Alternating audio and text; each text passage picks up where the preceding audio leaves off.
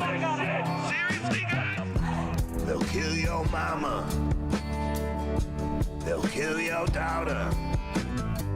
They'll kill your wife and your auntie and your sister too. Nah, they don't care none. Badges, they don't wear none.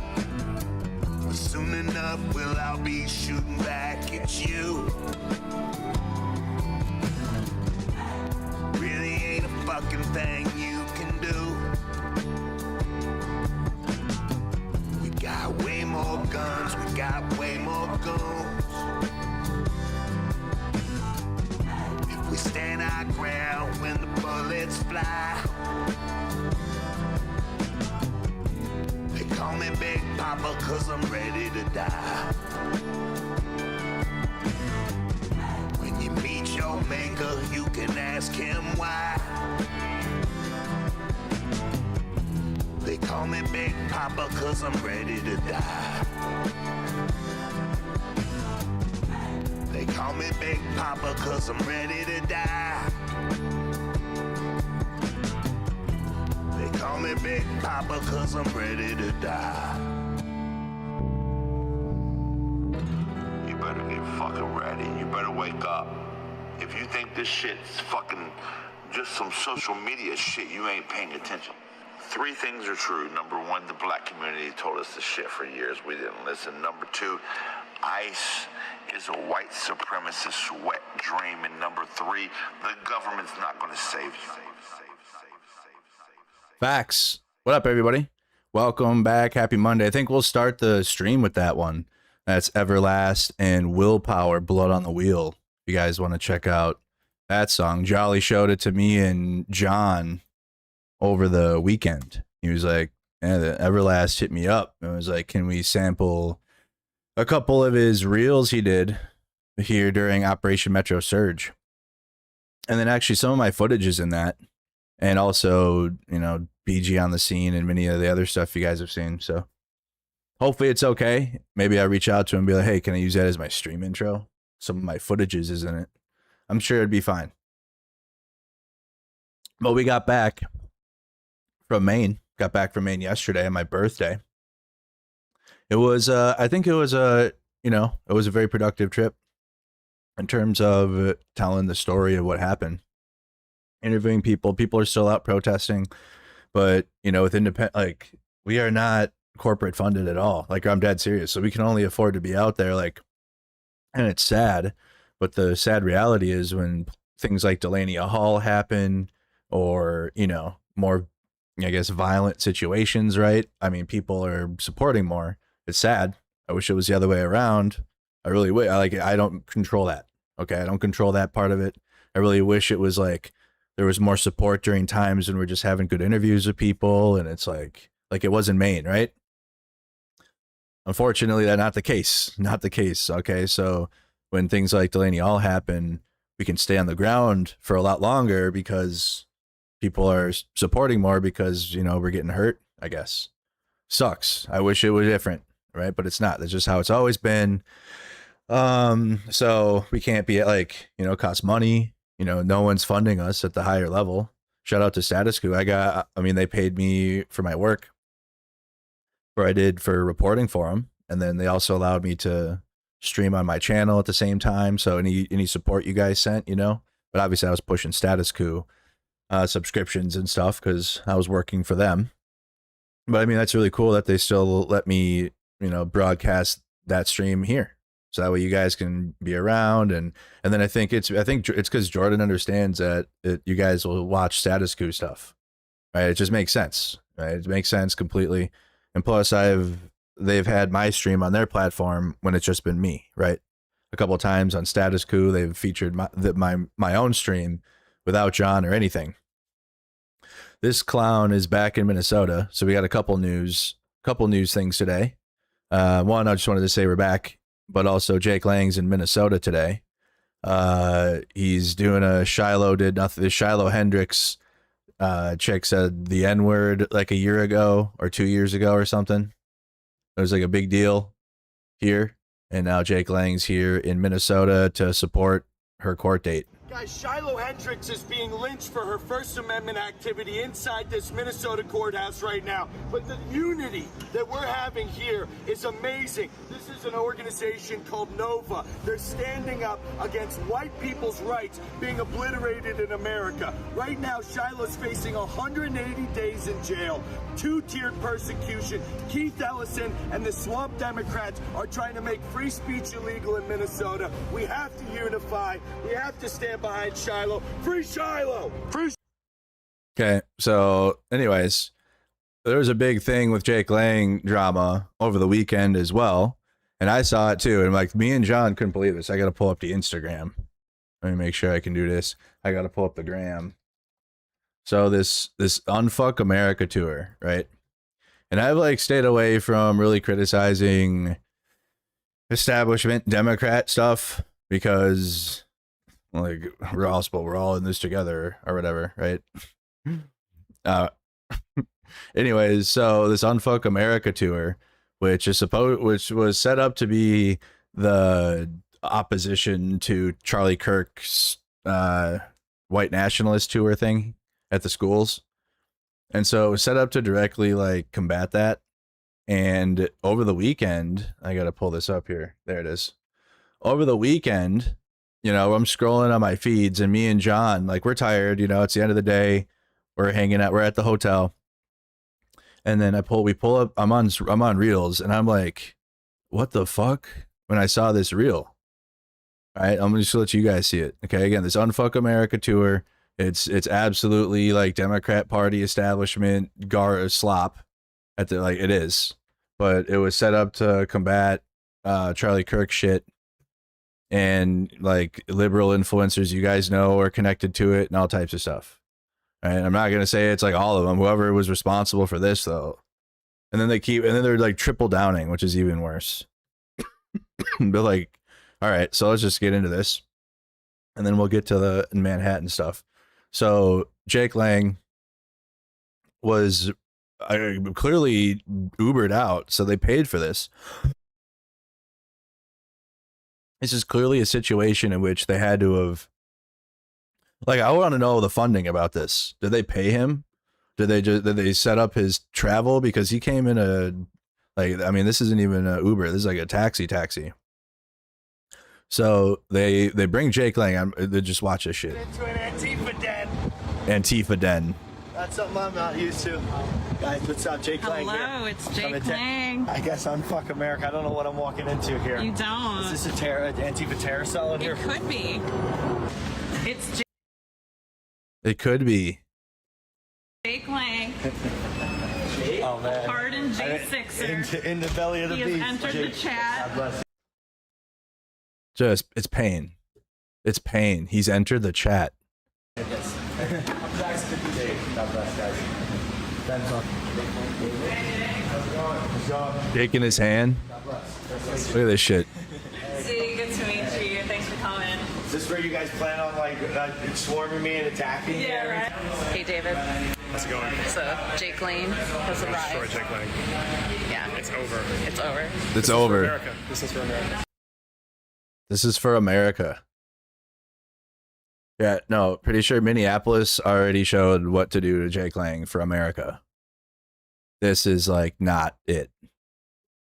Holy cringe. Holy fuck. This is for the Antifa 140 for the officers that win. were assaulted on Jake Lang. We will like make you a mud hut right where Looking like I can't. you're from. AC in the mud hut.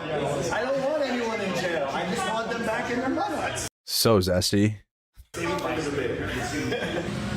with his ankle monitor. And this is the longest I've been safe in front of Democrats in one day. Wow. Yeah. This is the safest I've been around Democrats. Because they're grifting. That's why.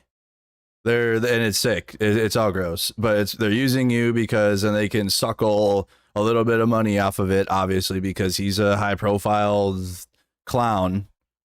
Right, and that's why. Literally nothing else. Okay, but when it comes to like Jake Lang, he's not like he's not like a moderate Republican type or whatever. Or like, I don't know, if you were to interview, I don't know, Mitt Romney or something, or like debate fucking, I don't know, none of them are really too moderate these days. A John Fetterman, there you go. If you're to have a moderate Republican, like almost kind of teetering Republican, like John Fetterman or something, like fine. But Jake Lang is absolutely the spear of white nationalism. He's a tool of probably a couple foreign countries. He frequently like Sieg-Heils, uses the N-word out loud in public. He's like bored. He was trying to be like Chud the Builder, who again, Chud the Builder's in a court situation for attempted murder, right? I don't know how that's played out yet, so I don't want to speak on it yet. So this guy is literally like following Chud the Builder type footsteps. He's also been in prison for January 6th and beating the Capitol Police, right? So instead of doing what Minneapolis did, which already showed you how to do this, you're gonna, again, I want to know if they paid to bring him out. Are they, because in this type of debate situation, you usually like hit up the person and then like some monetary thing is involved, or like they'll at least pay for him to go out there to their spot so they can do this. He's got a full production team and everything.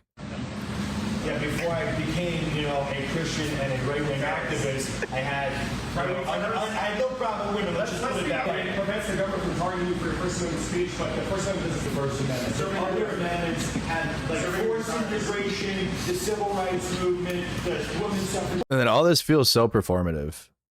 When they show like the reactions to the debate happening, this feels performative as fuck. The fabric. Like they're all acting. What we're seeing is people that are easily manipulated to. What is that? What kind of performance are we doing here? It's a whole performance. Jake Lang puts on a performance and they're putting on a performance. We're just watching a TV show. You're telling me, let me break this down right now. They're fake little driver's licenses. They're driving these trucks right into families of white people every single day. So just another one. They just ran over a police officer the other day. One of their big. Just acting. Because they come here. Abusing cops is wrong, right? Yes. You know where I'm going? January 6th. Of course, but is a tyrant, a red coat traitorous scum that is defending a stolen election. Are you talking about yourself? No, and planting. I'm talking about the U.S. Capitol Police. And then what is the value of this? So like you've like as liberal debate whores, I don't know what else to call them, but like there's this like whole liberal debate like fucking sphere. I hate it now. I fucking hate it now. I hate it so bad because they do shit like this. So you have no actual like right-wing intellectual figures to debate. So you're at Jake Lang now. Because you're debating the same exact fucking thing that you've debated with right-wingers for 6 straight years. 6 straight years, and liberals will keep doing it. Liberal influencers will just do it because it's like it's easy. Low-hanging fruit to the point where you're at Jake Lang now. Like, what is the value of litigating January 6th now, other than giving right wingers fucking clout time and attention? And you are at Jake Lang now. That's where you've gone down to, because you've done all the biggest right wing chuds have debated this whole shit with liberal influencers, and it's already gone down the line to Jake Lang now. There's zero value of debating January 6th, especially with a guy that was a fucking domestic terrorist and was in jail for an insurrection. You clowns. The people that turned their weapons on unarmed Americans and murdered 4 women. So Everybody say J6. So what the? Let's go, insurrection! And then you're in a picture with him. Like, look at. So of course, like Jolly left a comment. I left a comment. So I'm like, why the fuck did this happen? Why did this happen? Why did you shake his hand? You saw how Minneapolis handled him and decided to debate him, right? I mean, a lot of people agreed. And then Jolly was like, what the fuck? Why are we shaking hands and debating a self-identified Nazi? There are plenty of other people you could have debated other than the guy who Sieg-Heils on camera and also just did blackface, by the way. who calls black people derogatory names. Excuse me. Energy drinks hitting me. I haven't had an energy drink like this in a few days. I've just been running on street adrenaline. Who calls black people derogatory names on a regular basis and consistent basis, who spreads Islamophobia and is actively recruiting people to become a Christian crusader. I am pretty open to a lot of stuff with the understanding that we got to take a lot of approaches to fighting fascism. And even when I might disagree, I'm open to hearing people out and seeing how things go. But this, nah, fuck that. This is none of that. This is just good old-fashioned shock jock casting. Bring on the most vile person you can find in order to get shock views. Nobody's perfect, and you need to just own this wild mistake. I see in the comments you're doubling down. Bad decision. Because again, it's one thing, like, you guys got to understand, this Unfuck America tour is absolutely like trying to build like Democratic Party stuff. Okay. And I'm not, like, a lot of us are just not about that. Like, if there's a Democrat that's a good politician, sure. Like, obviously, or like when the presidential election comes, then fuck, dude, we only get two choices, really. You have more, but you know, but the whole time though, most of us are not trying to like influence the Democratic Party. It's like most people are trying to like challenge that completely, like the whole thing. Like, I'm noticing a lot of people are not even in that anymore. They're kind of like away from that now. And so I know most of us have no interest in actually, like, you know, it's a Democratic Party like establishment influencing, other than like neckbeards now. That's it. Okay. So this whole thing is just, it's a Democratic Party thing that this is. Okay. It's not like someone that's just, you know, trying to challenge power. They're trying to be a part of it. Okay. And again, you will have to, you need politicians to go in there and challenge the power, and they need power to do that. But this feels like just some establishment shit. Establishment, and then unfuck America. It's like dem coded because they just started saying fuck like last year, right? When Trump took power. And then how are you unfucking America while bringing Jake Lang on and doing sell pictures with them and acting? Okay, but it gets worse. You guys saw it. This is it. Nope, it gets worse. Okay, so Abdul El Sayed, he had an event in Michigan and Jake Lang crashed it. Okay, this gets worse. Watch, I promise you, this thing gets worse. There he goes. Okay, and I feel like Abdul El Sayed handled it like a gangster. Absolutely handled it with class. So he goes, January 6th terrorist Jake Lang tried to crash our Canvas launch. Here's how real Americans responded. Okay. So this is how his campaign event handled Jake Lang, and just I want you to listen. Why are you persecuting me? We're gonna clap him out.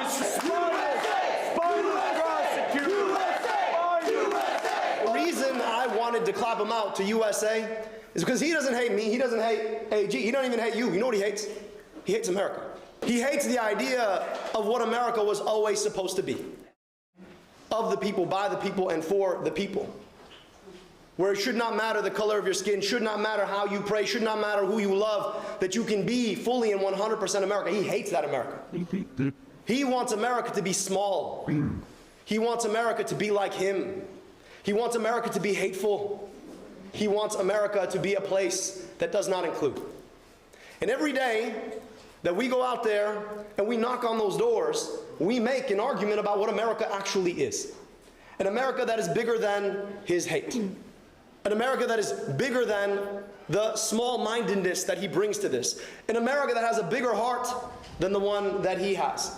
An America that is bigger than a Donald Trump who thinks that some people don't get to belong here because of their color of their skin. An America that is bigger than the idea that we all can come together and pray how we choose or not pray at all. An America that is bigger than Mike Rogers and the corporate corruption that they all take to run these campaigns to pick our pocket. The America they believe in is one where a few people who look a particular way get to siphon off your money to make billions. That's the America they want. That's the America he represents. That's the America he's so mad he didn't get. And as much as that's an ugly display of the America they want for us, this here is a beautiful display of the America we can yet build. So absolutely kills it as usual. Yeah, he's really good. Abdul Al-Sayed is really, really good. So Michigan, you'd be lucky to have him as a politician. So that's how he handled Jake Lang, and then spoke about it after. He didn't like, okay, Jake, let's sit down and okay, give him some. No, he was like, get him out of here, and then spit bars. Okay, but it gets worse. Okay, so that happened, right? And then look at then they decide to is this the video? Guys, I cannot believe. Okay. This is how shameless this little organization is. Okay, because again, I'm showing you guys this in timeline order. So the Unfuck America tour brings on Jake Lang to debate him, right? Okay, and then Jake Lang's found trying to disrupt Abdul Al-Sayed's political rally, and you just saw how it was handled. This is how Unfuck America tour responded to what happened there, and I want you to listen to what she says at the beginning. Guys, I cannot believe this. Michigan U.S. Senate candidate Abdul El-Sayed just platformed January 6er Jake Lang. What an absolute that's fuckery. That's gross. He didn't platform him. He kicked him out of his event and then was like, that's not America. What Jake wants is small America. And then spit bars for like 2 minutes straight. And then actually chanted USA at him and shit. What do you mean? You platformed him. You platformed him and brought him on and and then you're still making content out of him that you just did 44 minutes ago. You're still suckling the Jake Lang tit here. What's the age of Still going. Look at retweeting. Look at you, just everything you can. What are you doing? Why? Absolute. This is wrong. That's such a blatant, absolute mischaracterization lie. Guys, I cannot believe this. Michigan U.S. Senate candidate Abdul El-Sayed just platformed January 6er Jake Lang. So let's talk about it. This is the first time you're seeing me. I'm the largest counter organization to Turning Point USA on the left, so don't forget to follow me. Hey, really quick to catch you up. So this morning, U.S. Senate candidate Abdul El-Sayed was hosting a canvas launch when January 6er Jake Lang busted in. This is what happened. Why are you persecuting me? We're here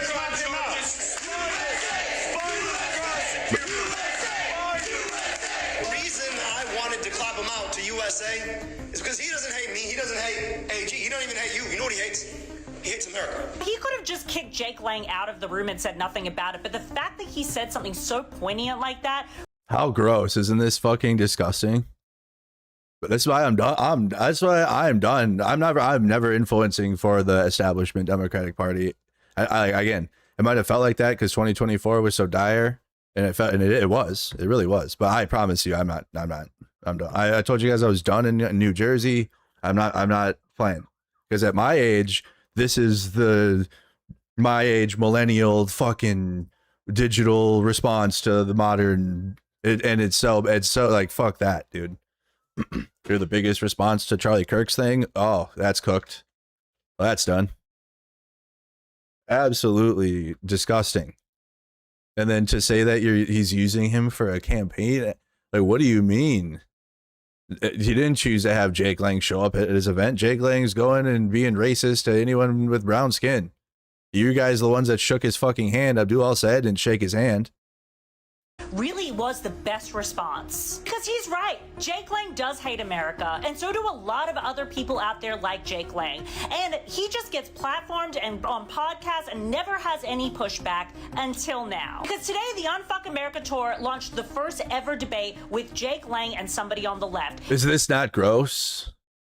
This politician platform Jake Lang didn't happen. Here's our platforming of Jake Lang. Dude, fuck all that. In the highest way possible. Absolutely not. Absolutely. The audacity is wicked. So then now obviously we got our friend Jolly Good Ginger on here. So when Jake Lang showed up, he kicked him out, then countered his message with logic, literally, which is what apparently Democrats that are establishment always ask for, don't they? Hey guys, peace. Okay. We need to bring the temperature down, or whatever the fuck they'll do when it's like the right wing all the time, and then establishment Democrats will just be like, guys, hey, we need to all bring the temperature down, or some dumb shit like that. So countered his message with logic, and you're spinning it to somehow pretend like it's the same thing as shaking his hand and having an argument with him, because that's what you did. Argue. You didn't debate, because there is no debates anymore. The debates stopped existing a long time ago. It truly is just like arguments, and people just listen because it's entertainment. There's actually little debate. There's actually little value out of debate content anymore. I recommend just admitting you fucked up. You're misrepresenting a truly progressive Senate candidate in a tight primary in an effort to excuse your bad decision. This is not okay. Can we see the responses on here? Okay, you can see one of them. So, all right, it gets worse. How could it possibly get worse? Oh, it does. So you can see that I don't want to have to scroll to find all these. I guess they're right there. Anyways, Jolly screenshotted them all and put them in a post. So we're just going to go to that. So that way we don't have to scroll. Okay. So here we go. So here's the comments in that comment section underneath the video, in which now Z, the girl who's talking about it, let's talk about it, right? I didn't know that you were the morality police. My bad. Okay. And then Jolly goes, morality police? Are you allergic to seeing the point? Abdul is in a tight primary against an AIPAC funded opponent, and he is very progressive. You misrepresented his video stating he platformed Jake Lang, which is incorrect because you use that language because that is the accusation against you. The original fuck up of platforming him is one thing, but interfering in a tight primary to harm the progressive candidate, all to save face, is another thing. This is careless and dangerous. All right? It's worse. Let's have a debate about it.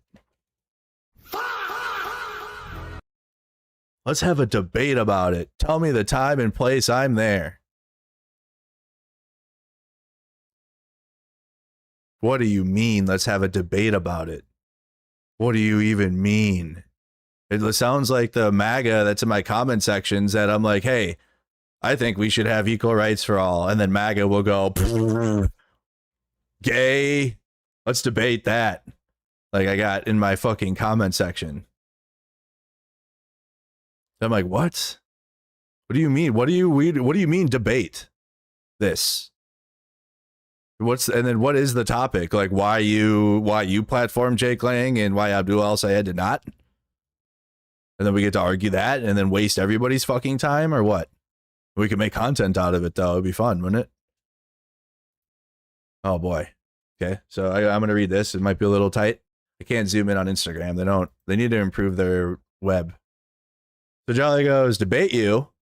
LMAO, what the fuck about this entire exchange should be handled in debate format? I'm beginning to think you don't understand what a debate even is. You're losing in the comment section, and my comment ratioed your post, so now you're here screaming, debate me. You know who has consistently screamed, debate me, when they don't have a valid argument and lose in the comment section? MAGA, exactly. It's like my Facebook page and MAGA all over it. What do you mean, debate me? The fuck, it's not even a debatable point. And it's like things that have already been litigated, and the right wing's already lost to, they want to relitigate it. And I'm like, no, there's no point in that.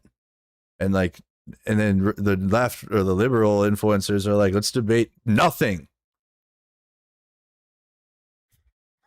So people, the 10 people that'll tune in to that stream, though, they probably want it really bad. You know who has? Okay, so MAGA does that. It's always MAGA fighting for the life in the comments, and don't have a valid response to logical reasoning, so they resort to screaming, debate me. Alistair does that. Zach's little friend. That's the guy. He does that every day. Every time I make a post. Oh yeah? Well, debate me on this if you're so confident. And I'm like, fuck, go find a hobby. Go outside. Okay? It's sad, really, that you're doing the same. You don't need to debate or to try and turn our discourse into some more content. You need to fucking slow down and reflect and listen to the hundreds of people calling out what you're doing. And you need to reflect on why my comment ratioed your post. What do you guys think? Do you guys think she reflected? You guys think there was reflection? Of course not. I'm sorry, but your lectures and weird protests are so cringe, bro. Either have a debate or admit you will lose. You're doing absolutely nothing to help Democrats win.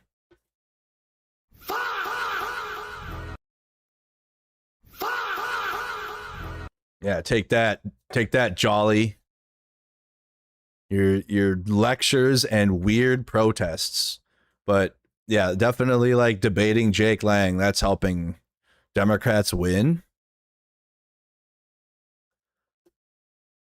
It's like I followed on Fuck America Tour because yeah, they would show up outside of Charlie Kirk shit and like whatever, but no. No, we're not. We don't. None of my friends don't fuck with on Fuck America Tour. None of my friends. We all dropped them on Fuck America Tour after that one. Crazy hill to die on. What a hill. What a dumb. You're dying on the Jake Lang hill of all hills. Insane work. Literally insane. And then that shows you what these establishment type of liberals think of the protests, actually. That's why they're not out there. They'll go out there when it's like comfortable and they'll like have a no kings thing and maybe some Democrats will show up and speak, but notice numbers are, you know, Maine showed out with what they could because they're not like establishment Democrats out there. Like, if you didn't notice, it was people that were like, you know, not. But they were out there because what happened in Maine was fucked up. And it's like a continuation of what we've been seeing. But that's what they think. Okay, so then Jolly goes, so those aren't my protests. All the protests I attend are organized by the local organizers on the ground. I just attend them. I will let the people of Maine, Minneapolis, Chicago, DC, and everyone else know that you believe their protests and efforts at local organizing are cringe. Also, I don't give lectures. Lastly, the debate me or admit you lost is a complete MAGA chud response that fills my argument section, that Freudian slip, fills my comment section and DMs daily. Congratulations, you're not like us. Got him. Got her. I'm seeing it more than ever with these, like, they're both, it's going to be interesting around election time.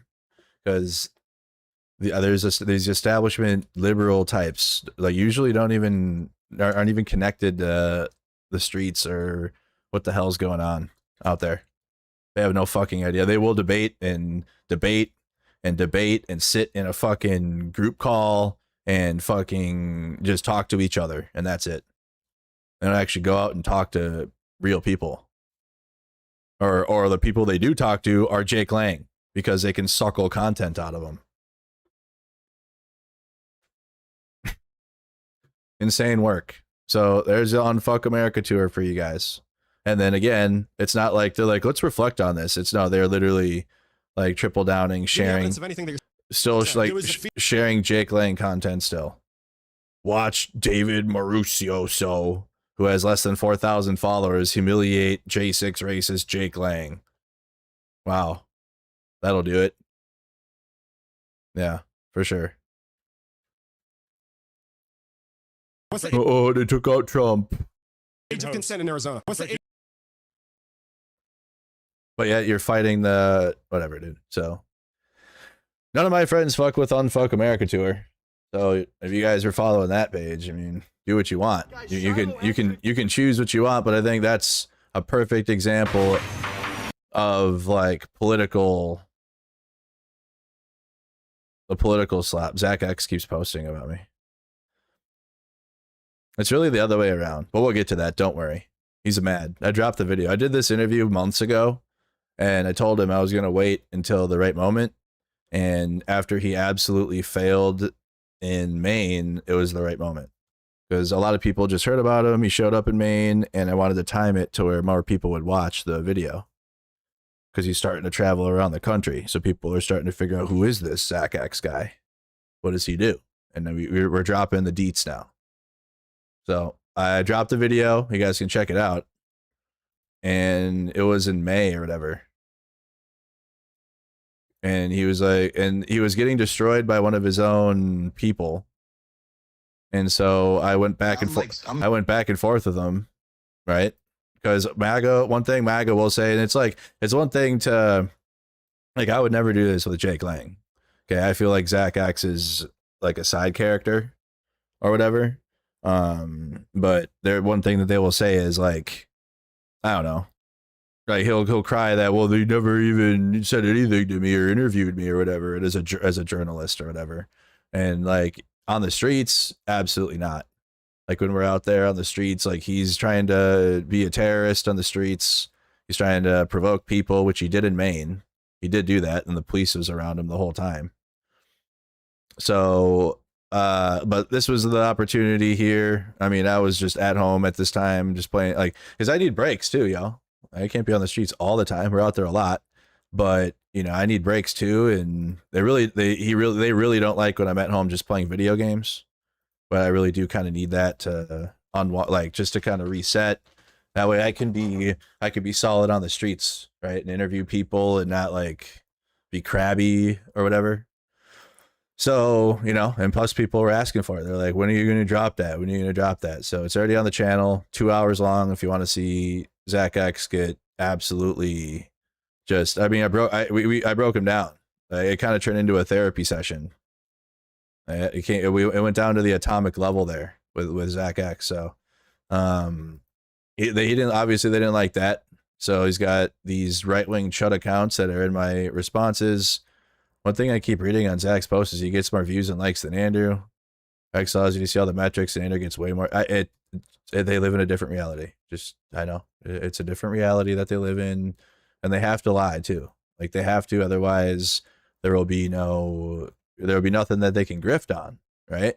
So and then we'll get to the Manhattan stuff and real news here. But you guys definitely needed to see the Unfuck America stuff. That was so bad. Also, Cam Higby's getting, the right wing hates Cam Higby now. Yeah, he lost all his goodwill because he's simping for flock cameras and government surveillance. And again, I told you guys, remember when I was like, I thought the right wing was supposed to be against government like that, and that was my biggest argument at the right wing when it comes to all this ICE funding, because it all goes into the same thing. These militarized masked ICE agents, that money is also coming or going to the same pockets or pots of these flock cameras and surveillance state that we live in. It's all connected to each other. So you can't have your cake and eat it too. I want my mass deportations and I love all that. Well, then you better get ready to have drones in the sky and flock cameras everywhere. You literally cannot have your cake and eat it too on this. You literally can't. So either if you're against flock cameras and you're against drone surveillance and government surveillance, then you better be against fucking ICE too. And if you're trying to have your cake and eat it too on both of them, you're a clown. You're an actual fucking clown in the highest way possible. And you also support Israel too, because we're getting that the IDF and Israeli government contract money is coming back into that. Minneapolis just had to, it was just shot down at Minneapolis, but it was a tie. But a tie means that it doesn't pass when it comes to IDF Skydio drones really quick.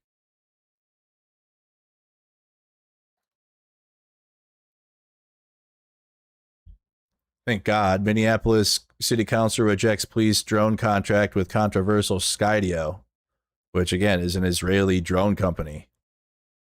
So you'd have literally fucking the IDF over Minneapolis. Absolutely not. And the fact that it was close like that, like Minneapolis, man, we gotta get more involved politically. Somehow, especially like it's got to be like Minneapolis is so good at organizing and shit. Then it's got to be in those areas where these establishment types are fucking winning in the city council. Like obviously they're solid in certain areas, but there's got to be more work done to where this shouldn't have even been close. Yeah, 6-6, not 12-12. My bad. 6-6 vote. And Mayor and Jacob Fry threw his weight behind it. The fuck ice guy. He sucks so bad. And he wanted it too. He supported it. So it's rejected, thank goodness. But it was close, really close. And it had the support of the fucking mayor. Because Jacob Fry sucks. Okay. He sucks so bad. Anyway, so Jacob Fry, Cam Higbee. Isn't that fun? Guys, establishment Democrats and MAGA are the same. Look, they're the same. Okay, so I'm glad that Jacob Fry and the 6 members of the Minneapolis City Council are on the same page as Cam Higbee. You should definitely use that. Should definitely use that in the protest. So like I've been saying, Cam's a government operative. Okay, he was at the Antifa roundtable. Like the Israeli government and the U.S. government are both using him as a journalist. Okay, and now he's got an influence for that government and say things he's getting absolutely cooked on. This is what's called a ratio. If you don't know what this looks like, when he's got 2,400 comments and only 780 likes, that means his post wasn't good. That means he's getting destroyed. That means, I mean, even the right wingers like this chud, right? Loser, but even him. Who cares about the 4th Amendment? We don't have anything to hide. Losers.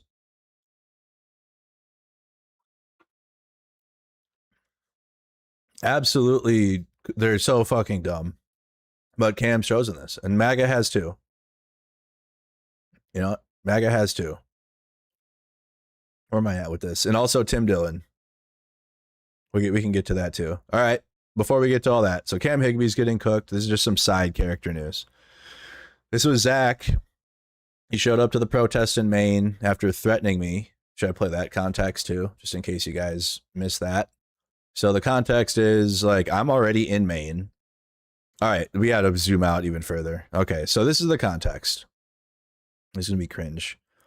So I'm at the protest and this fucking absolute, I'm going to play the whole video because it's not enough. This absolute chud shows up with a pistol to the protest, which again, MAGA just spent all of, after Alex Pretty was murdered, saying you can't bring guns to a protest. Or is it, it's like a half hour long, this one. That's, you can't bring guns to a protest. What do you expect? What do you expect to happen? And then this guy, again, I'm walking up. I'm right here. And I'm not with them, but the crowd, again, the protest sees us walking at the same time. I clearly see he's here to stir stuff up, so I'm just trying to hurry up and walk ahead and go get set up so I can stream. And that's like, look at the crowd, see, look at, she's like, who are you with? Kind of looking at me. That's me. All right, I'm walking in. I'm trying to hurry up because it was immediate. Back up. Don't fucking touch me. Women assault me. Just watch this. Women as shield, you fucking bunch of bitches. Back up. Let's go. Ice, baby. Right, I know you, but like, and I will argue that too. The best thing you can do with a troll is ignore them, but like, this is another level though. Watch this. Like, this, and again, this is like nearly a half hour of this. It's not, it's like, it was bad. We had $20 super chat really quick. Anna Mercado's a legend rapping to heaven reported for Status Quo. Hey, Jordan, thank you for the big 20. Oh, wow. Sports Status Quo, guys. Thank you, Jordan. Edward Twinkle Toes Lang lost a fight to an ice sculpture. Never forget that's who Zach is sitting in the corner hotel for.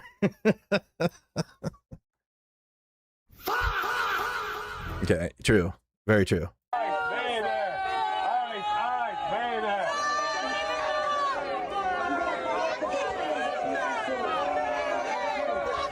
It wasn't just like, and like, yes, if there's ever just a chud there and like they're just there, don't give them attention. You know, they're just like over in the corner and like, you know, a lot of them are antisocial and they'll just talk to their phone. Okay. And they'll like say like, look at these terrorists and shit. And then as soon as like someone, then they'll run away. But like, they're not like agitating people. Like their presence will definitely be agitating. I get it because they're there and you know what they say and they lie about the protests and it's like uncomfortable, but you should leave them alone. All right, don't even give them attention, like starve them of any content they could do because they're already there doing it. But like this guy was a whole other thing where he's armed and he went above and beyond. All right, that's my point here.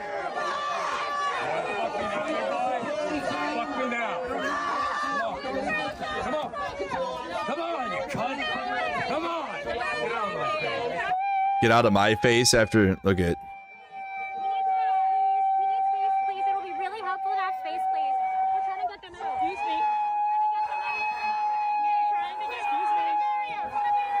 Look at hit like literally. He's punching the signs. He would have gotten hit for that in Minneapolis, like right there. Like if someone in Minnesota would have saw that, he would have gotten hit in Minneapolis immediately. Back up! Oh, you're the bitch in the soul. Don't put your hands on me. We're only a minute in. It gets worse. Nice nose ring you got there. Why are you preventing journalism? Why? Get your hands off of me. Get your hands off of me. I can smell the stench of your hate. I know it's what he wanted, but at some point when you're doing this, it's like you can only have it go on for so long before someone's got to do something. This is not like a this is not him exercising his First Amendment rights. Like he's getting physical. He's physically harming people.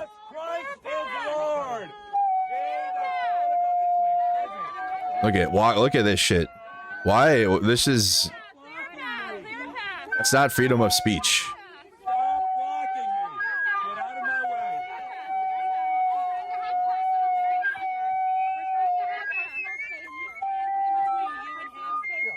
Don't put your hands on me. Get your hands off of me. Oh my God. No, journalists, leave me alone. Then he did. He smelled terrible. I don't think he's took a shower in a long time. It was so bad. It was so bad. Jesus Christ is Lord of all. Jesus Christ. Get away. I would like to go that way. You're going all the way out. Oh yeah. That's this is the marshals, you guys. The protest. The marshals were keeping him separate from the protest. It's in the protesters. These are marshals. Like they do this in many other cities, trying to stop conflict. But You're gonna make me. I'm going that way. You can go that way. Just be Please. Please. Move. Please. Move. No. I want to go that way. Journalists, don't. Don't.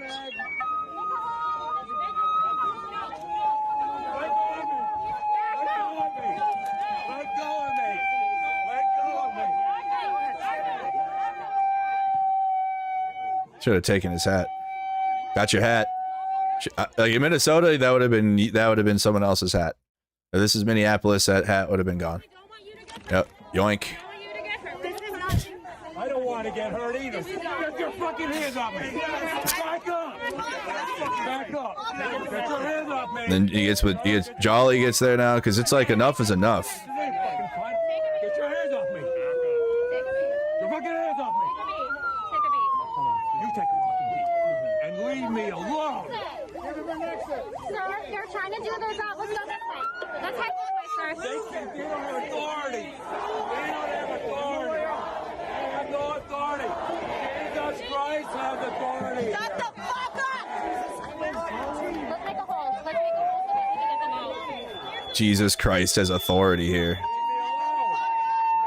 Get out of my way. Let's make a hole to get Get out of my them fucking way. Get out of my fucking way. Let's clear a path. Let go. You touch my shit, and I'm gonna fucking sue you too, bitch. Back up! Back up! You are all over. Not touching anyone. As he walks into, now he's gonna walk right into this crowd. Clear space. Clear space.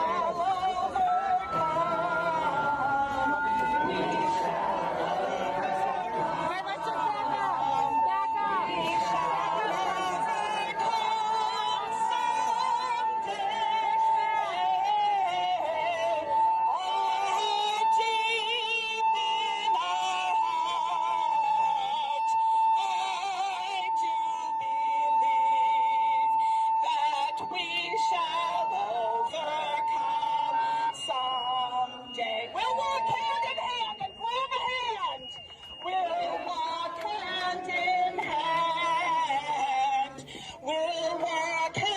ironically, you got the protests singing church songs and Christian songs, and he's like, I'm the power of Jesus, as he's like trying to attack people.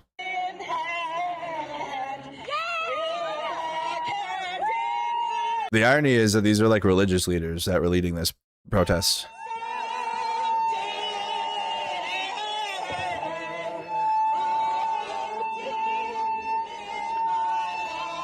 It is America is upside down world. It's because of Trump and MAGA. And then it's Trump and MAGA, and then the establishment that doesn't change. And that's the situation. You Trump and MAGA, right-wing fascist chud verse. Then you have the establishment that just doesn't help anyone, and then the rest of us.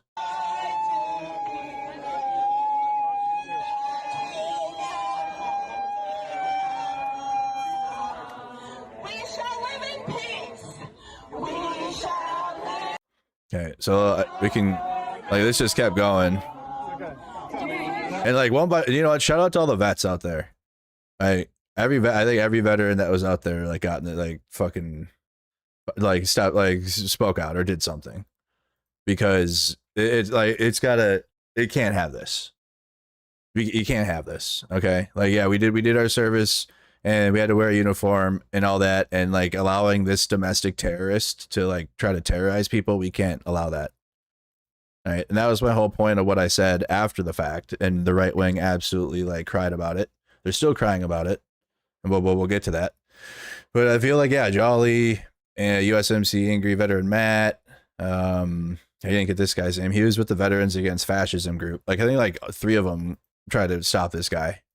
But like at the same time too, it's like we're held back, because if we stop this guy physically, then the right wing, entire media, the government might be sent to Maine. They could send the National Guard there. That's what they were trying to do in Minnesota. And the marshals were trying to navigate this whole environment. But this went on for like 20 minutes. And he's like elbowing people and getting in their face. And like, look at this shit. Bro, you get dropped for that shit.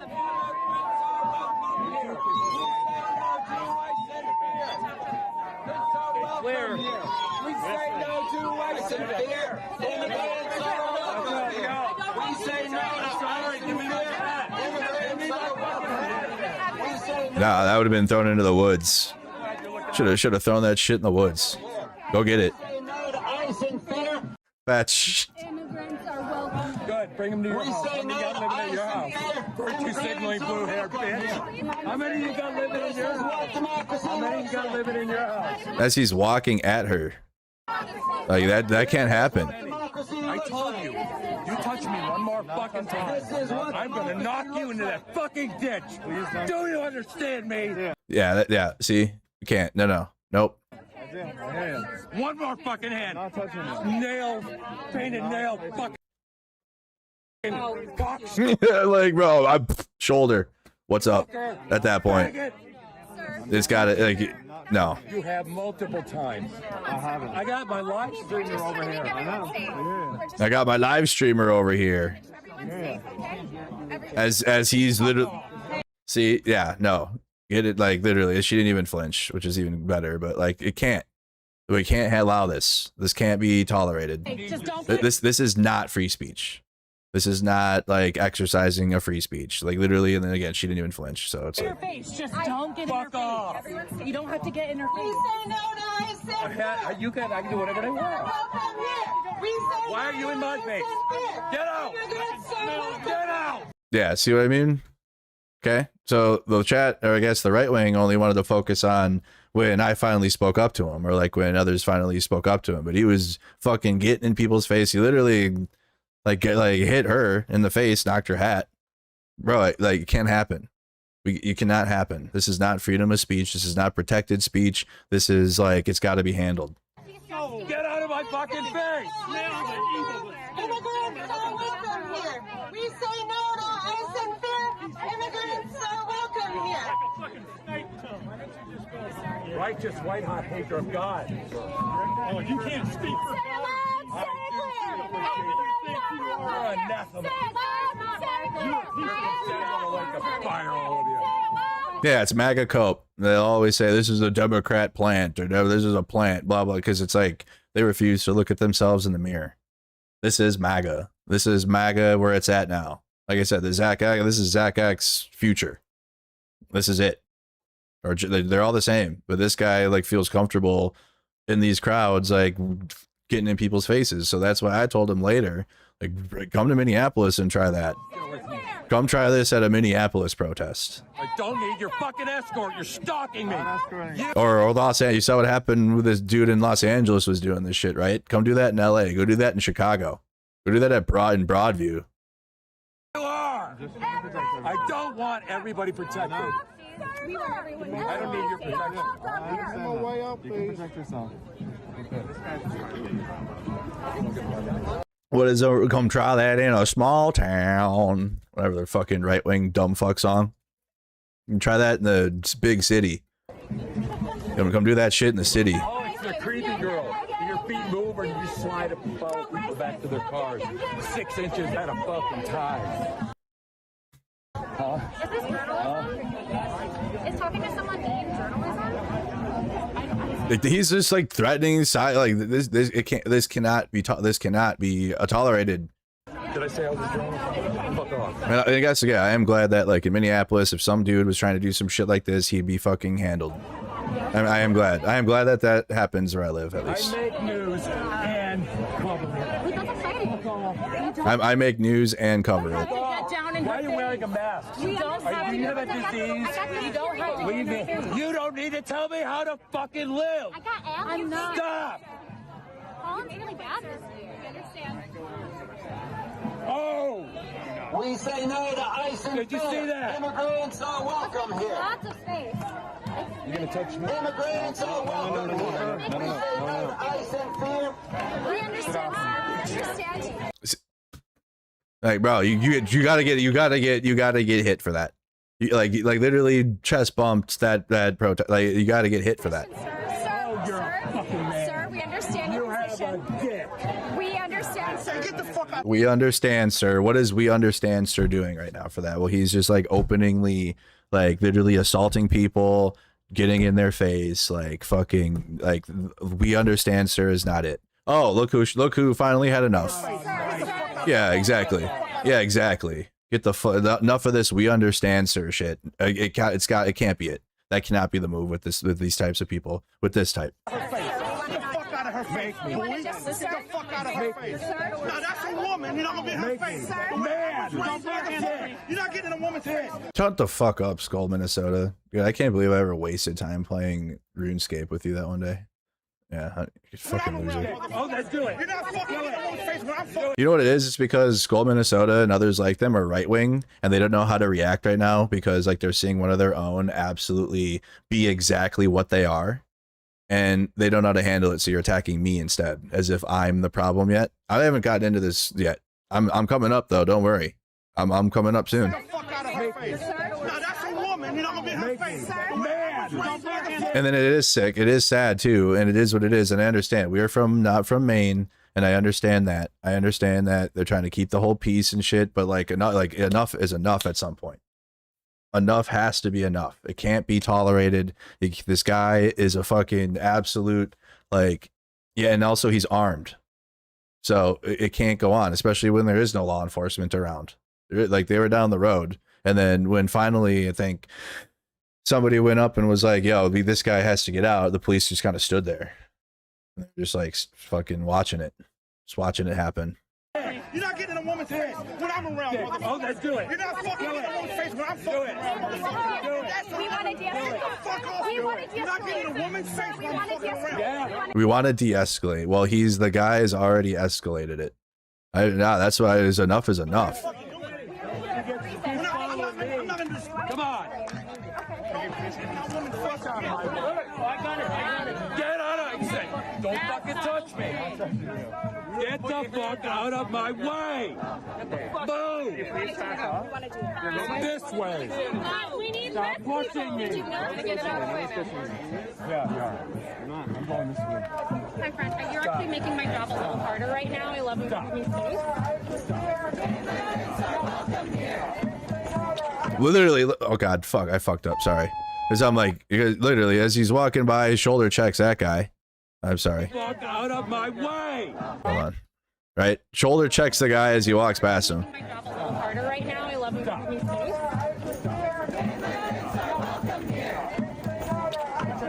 Just fucking getting physical with everybody.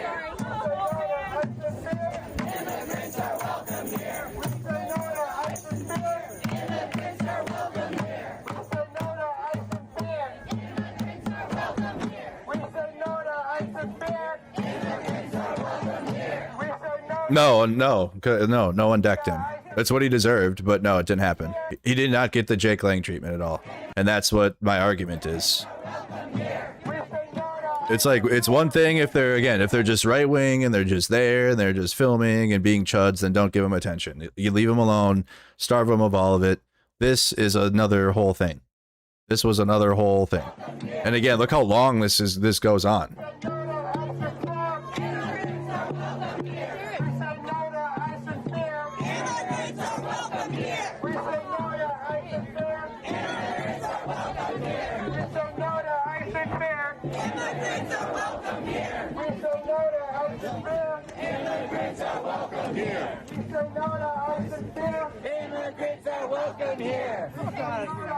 He like licks Echo's phone. Why'd you elbow me? Echo's another veteran, by the way. He's just trying to start. He's just trying to start. I know. You ran into me, though. I have a right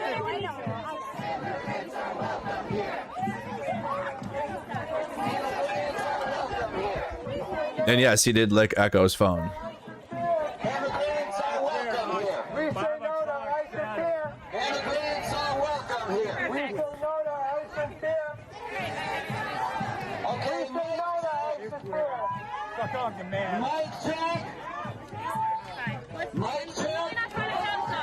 Oh, there I am.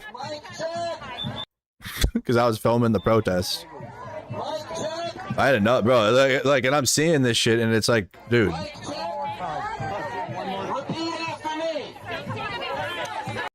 Already, like, then he starts pushing people.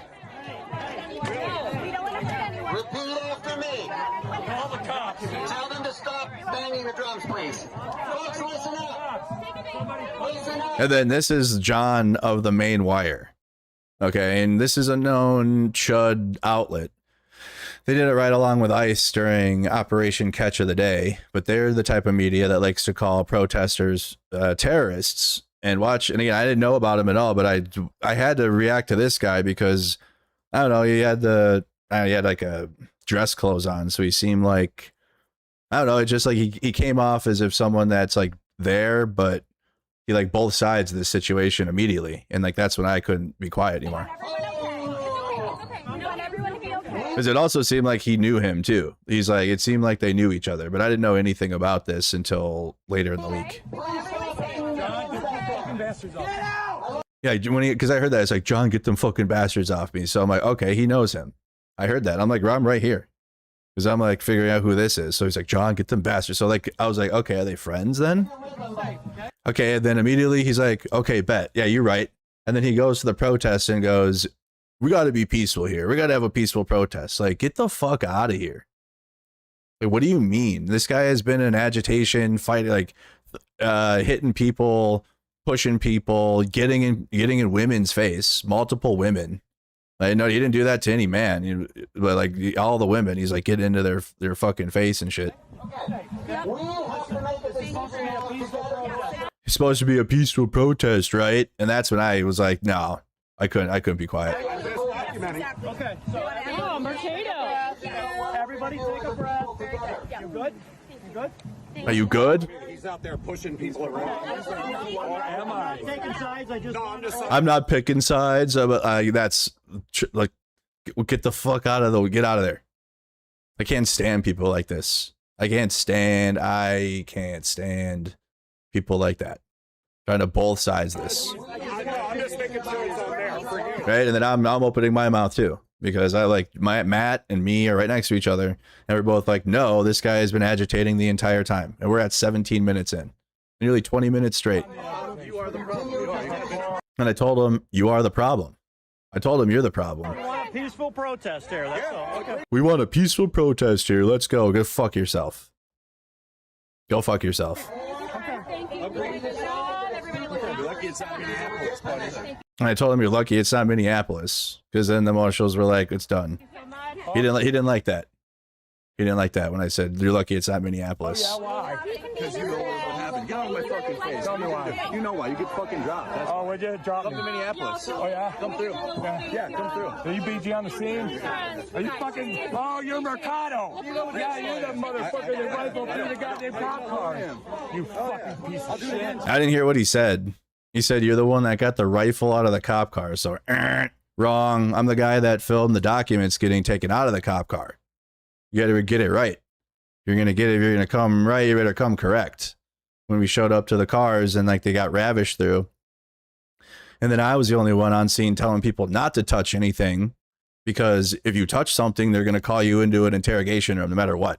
Even if you didn't take nothing, even if you touch a piece of glass, they're going to pull you in, call you in for questioning and everything. So I was the only one saying, don't touch the cars. Because there was journalists next to me that was like, hey, like they were like getting excitable. Like they're like, look at what's in there. I'm like, don't. Just film it. Just film, put your camera in. Don't touch a single thing. Like it ain't worth it. It ain't worth it. Just film it. And so then when I'm about to leave, because I'm like, okay, this is done. Like what a crazy night. We just got flash banged and tear gas like all night long. I know where that. I got flash bang and tear gas all night, so I was tired. And then individuals out there were like, Mercado, we just showed the other media all this stuff. It was like, look it. And then it was like their plan of action and like their mission and shit in Minnesota. And like they left that in the vehicles. And so I'm like, oh, okay. And so that's what I did. And then so he and his chud brain, because right-wing media is literally slop. It's literally fucking slop. He got told, because the right-wing media also plays telephone game with their media, that apparently I went through the car with the rifle, which no, the person that did that was convicted. Who was it? Minneapolis Fed rifle. Man accused of taking gun from FBI vehicle in federal raid pled guilty. Because they left like weapons in there. They left gear. I don't know. 32-year-old man broke in the car, took a bag containing a rifle and silencer. There was also a satchel of ammo. The cars were full. I feel it was they left those cars on purpose. Now they left all those cars on purpose because they cordoned off that area. Where are we at? What was I doing? They cordoned off. Where are we? What are we doing here? Did I close something? Whatever. Oh, I'm on X here. They cordoned off the area in North Minneapolis that night and allowed for the federal agents to exfil. And they all got to leave. And the state resources, the state police, and the Minneapolis police both showed up to also assist in the feds being able to exfil out and and they all drove away in like 15 vehicles, drove out of North Minneapolis.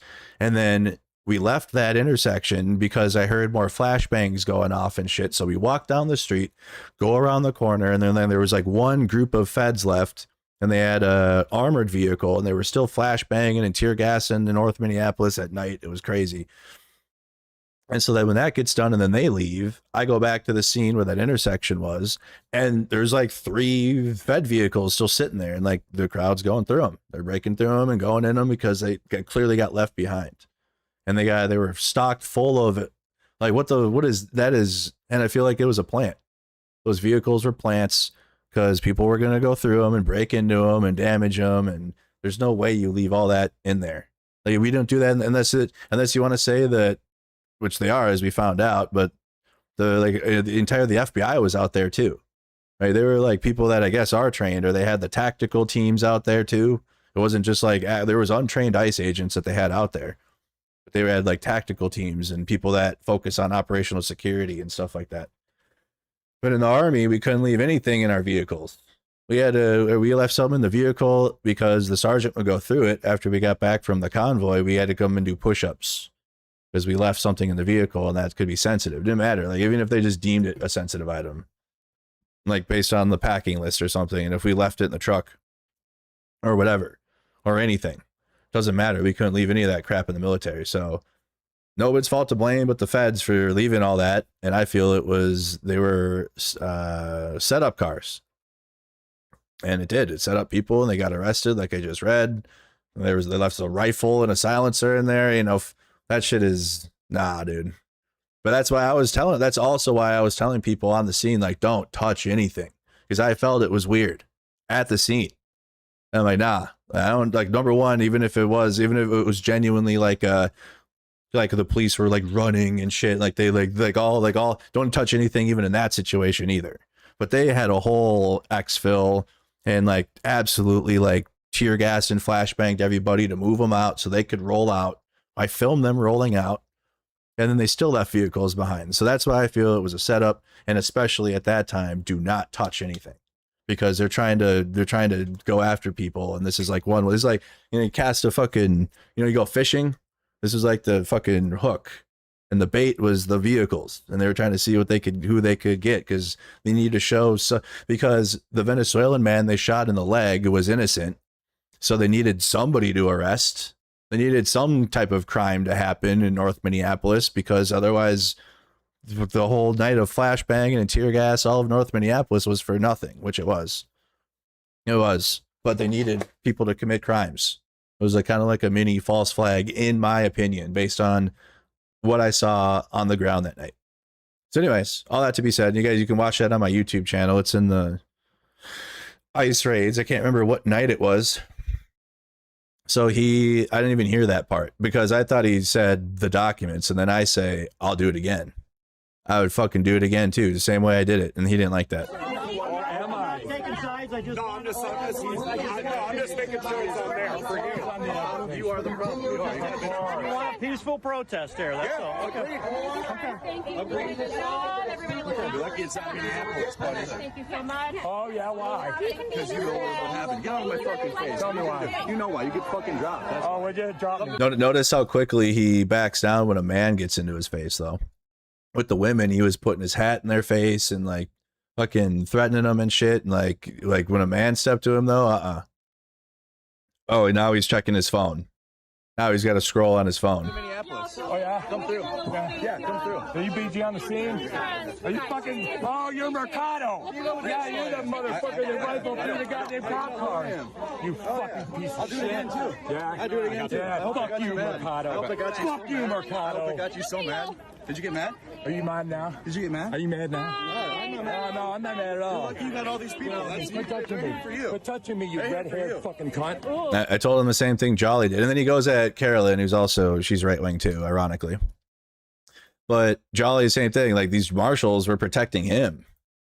Like, they were keeping him safe from being able to continue fucking being a terrorist on the ground.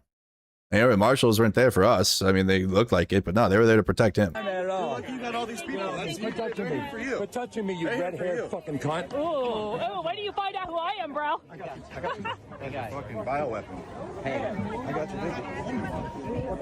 I want you to I'm not arguing with I'm sitting here. Yeah, I know. I'm not escalating shit. This guy's escalating. But you can't get in. Why can't I come here? You can come here all day. Look what you're doing, though. What am I doing? Okay, you want to have a conversation for real? I'll tell you what you're doing. Okay, here's what you're doing. You're pushing through the crowd.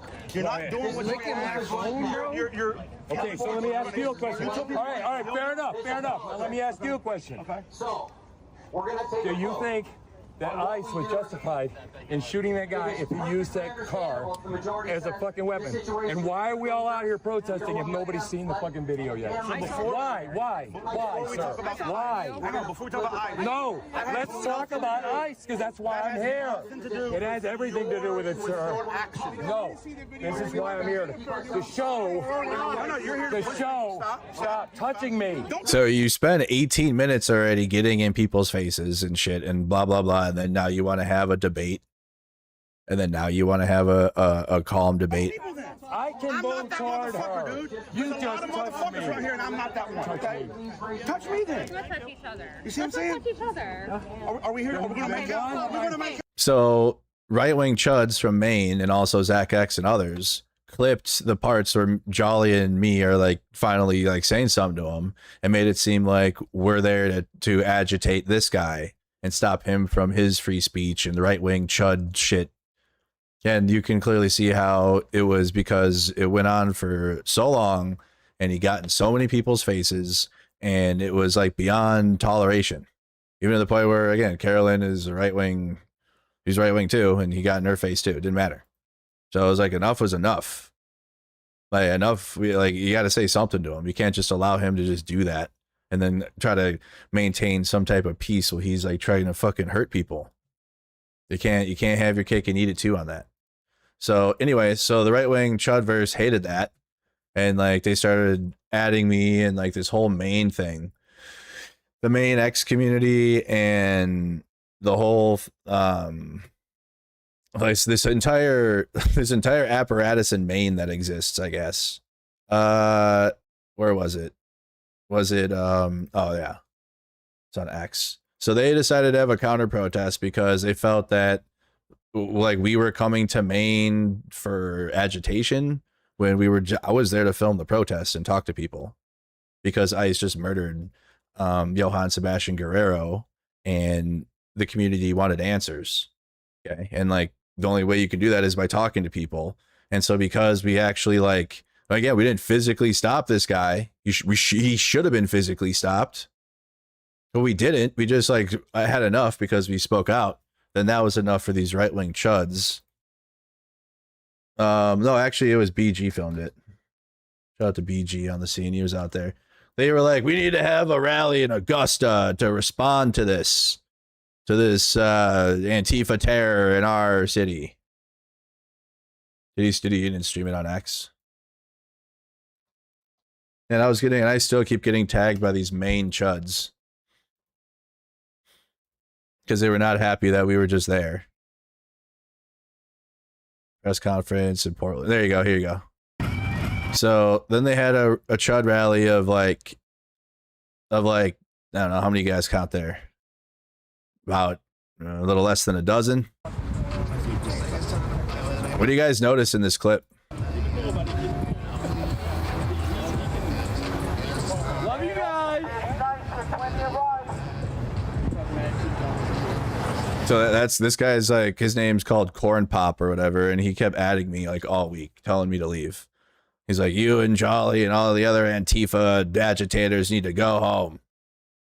So I don't know. So here you got I mean, it makes sense because again, I mean, ICE trains with the IDF.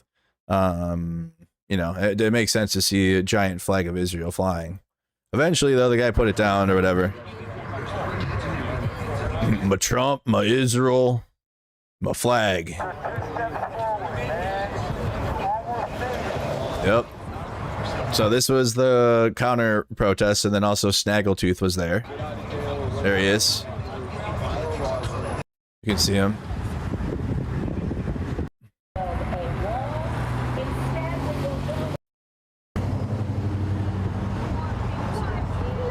Very, very low energy. He ain't acting all crazy here, is he? He ain't acting all psychotic there. Look at it, just fucking. Look at that. Man, that's MAGA. That's MAGA. That's where they're at now. Okay, so because that flopped, you had this guy post a video.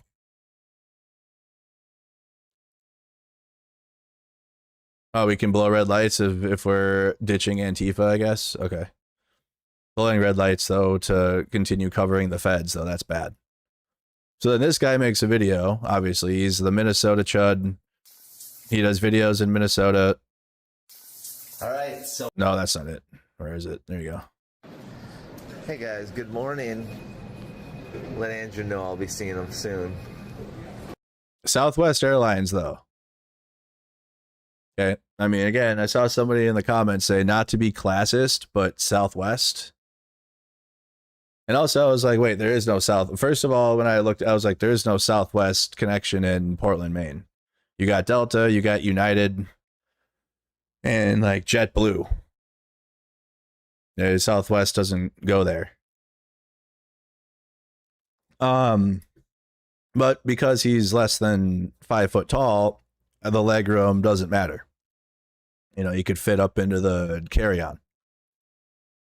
But for me though, I need if I'm going to take a plane, I need some legroom, so I got to fly Delta. I got to fly on the Delta. Why? You just watched the video posted. Why are we blocking mods? Why are we blocking member comments? Relax.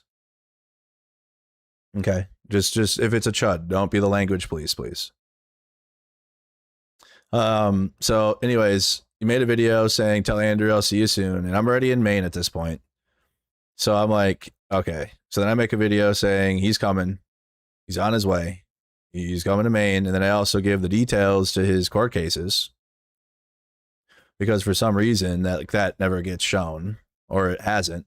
Like people are like, oh, Zach X is just a chud, but like he's got an upcoming court case too. Hold on. Where is it?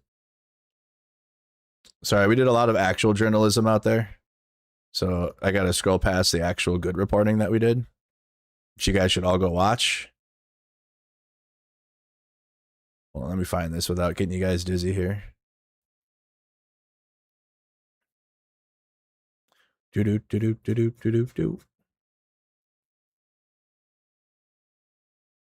What day was this?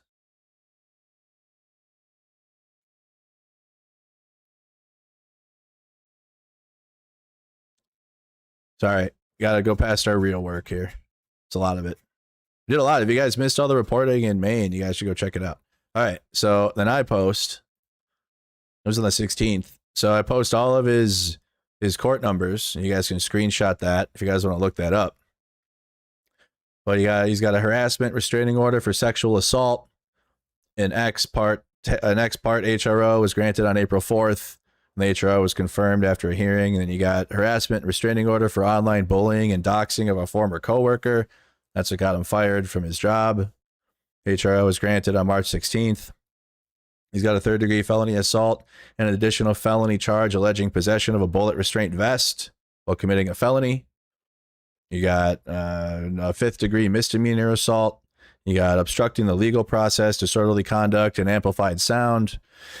And then you got harassment restraining order filed alleging harassment at City's Church over many weeks. Ex parte HRO was granted on June 9th. How many times have I been busted? A total of 0. Go look it up. Yeah, like I am not a criminal, so it is what it is. Like MAGA cries because I actually stand for something, but that means I'm a criminal. I think the last thing I have is a parking ticket. I have a couple parking tickets, speeding ticket, like when I was in like a little younger. I haven't had a speeding ticket in a while though. Been a long time. Yep. There's no you can't, I'm not yeah. No, I don't have a record. MAGA does though.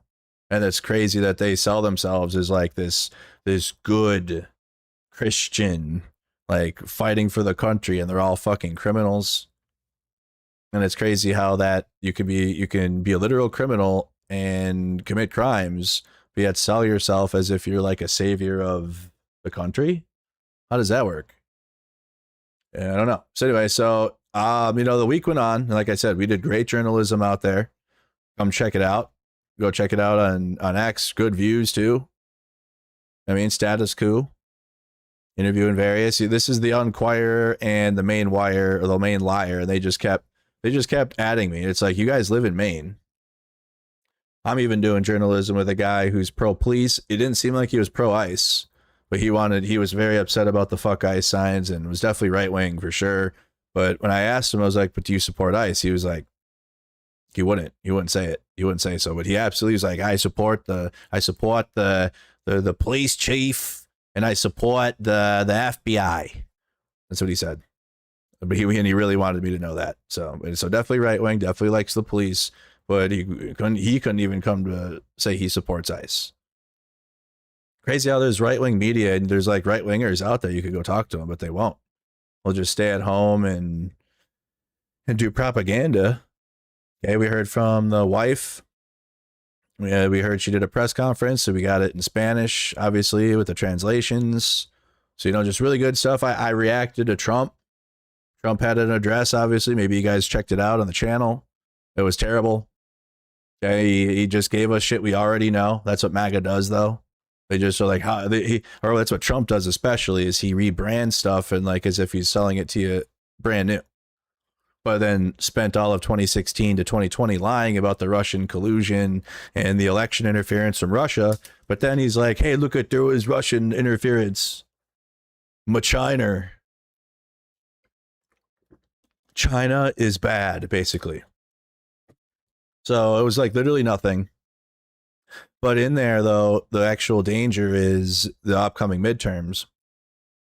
And then the following day, Mark Wayne Mullen said that if the states, the election officials within states don't go with DHS reporting on a potential election issues, then they're going to go to jail. So the DHS could just say, there's a threat in your election and there's really more votes for Trump than, or there's really more votes for this candidate. And if they don't go along with the bullshit, they're going to go to prison now, which is part of Project 2025. That part was always going to come. That's why I'm like, that's why I was asking people, like, do you feel this issue is going to be able to be voted out? And it's not. They're actively making it so it's not going to be a voting thing. Okay. At least they're trying to, and I'm not seeing pushback to that. So blah, blah, blah. We're showing the documents from the Trump thing and blah, blah, Trump's own release tonight says Russia was working to attack Biden, ironically, and that's true. Okay, because they wanted Trump to win because he's a bioweapon in the government and created this situation. He shared like I said on stream that night, he shared documents from Venezuela's elections as if that matters. It doesn't. Okay. And also it was reporting from 2004 to 2020. So if this was something that really Trump was upset about, he had his whole first term to call that out, but he didn't. Okay. So anyways, a lot of that. This is Trump still talking about the 2020 election in China. But China.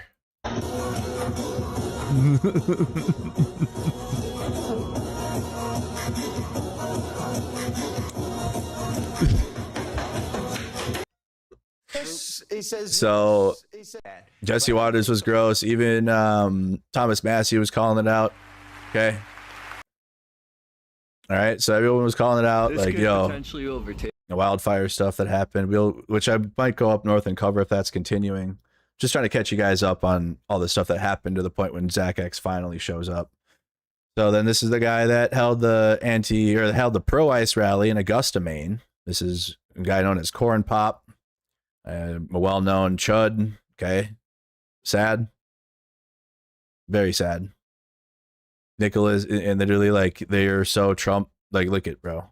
They can't even do their own font. They literally got to repurpose the Trump font. Augusta School Board at Large. Anyways, so full chud, and he's still tagging me and shit.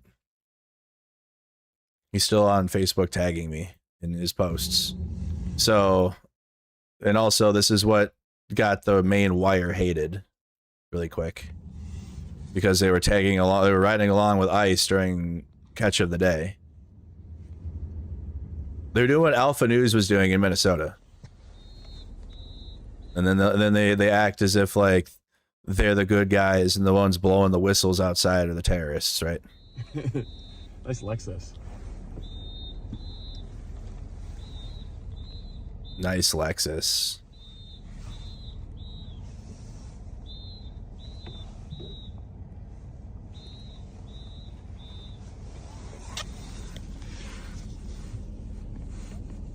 This is Fed journalism. This is, or not even journalism. This is just work. This is just being like co-opting, like working surveillance for the country for free. Well, you get paid though. I mean, you get your little payment, you get money, but like you're just doing government work at that point. You're not truly doing journalism at all. And that's what people in Minnesota had issues with Alpha News and any other right-wing media that was embedding with ICE. So I was like, no wonder this outlet's hated. Makes sense to me. The flyover. What else did we miss? Buke, the 2014 MH17 aircraft on July 17th. Yeah, the flyover shit's nuts. Susan Collins gets called out. Where are we at? Are we almost there yet? All right, everybody. He didn't show up for like 2 days. Like he said he was coming, and then all this stuff happened. I'm a senior citizen. We had great interviews. And you guys, again, should just go check this stuff out. It's all on my X. Okay. Here you go. Here's a video. Great video from Status Quo here. They call us terrorists, but the real terrorists are out there. They're doing it every day. Exactly. Our community. You tell them, Mary Ellen. My entire life working with immigrants. I'm a nurse midwife, and I have never been treated with anything other than the utmost kindness. I am so ashamed at what's happening in this country. I would be betraying all of my immigrant friends, all of my life's work, if I wasn't here right now. The entire underbelly of our economy is built on immigrants, and our immigration system is broken. What are we doing? Juan, who was just murdered, he was here with the legal papers to be here. They're paying into Social Security, and now we're deporting them. So surprise, we have less money going into the system. This country was founded on immigration. The people that do anything to support what's going on, they're all complicit as far as I'm concerned. We need to get the money the hell out of politics. That's why we have to elect fighters to Congress, not just blue Democrats. We need fighter Democrats. We need people who are really going to change and take on the system. You said Zach X and Edward Lang are so soft they didn't even show up to the protests in St. Paul they scheduled. Of course not. Okay, so take it from Mary Ellen. Here's what we all right, she'll tell you. Mercado reporting. Okay, more reporting from Maine. Okay, more clips. Okay, and then came the National Day of Protest, right? And we're sitting there eating, and I'm like, oh man, I don't think he's gonna show up at all because he ended up going to Boston. And I had no idea what the hell he was doing in Boston. People have been. But I was like, okay, maybe he just lied to his social media and he's not coming to Maine. So as time went on, then this post was like, this is who Zach met with today. It was Laura Simpson out of Boston. He was a very well-known Boston MAGA chud. They all have a lot of MAGA merch. He's got 2 Trump dolls and Jesus Trump. Sons of Trump. Okay, very, very MAGA. Stella Blue Coffee. I'm scared. I'm scared. Okay. A lot going on there. Okay, a lot going on. So that's who Zach ended up meeting with. Yeah, we had, just had more journalism to do. Okay, more journalism. Interviewing. I gotta put the mic. That audio's bad. What are your thoughts of everything going on? Yeah, I gotta fix the audio there. So, anyways, we'll get to this. We'll get to this part. So let's go here. You guys definitely should go watch all those clips though, and like listen to all the interviews we did. I'm not gonna rewatch all the work we just did this week, but I'm just trying to catch you guys up. So they did meet in Boston. He's taking, and then here.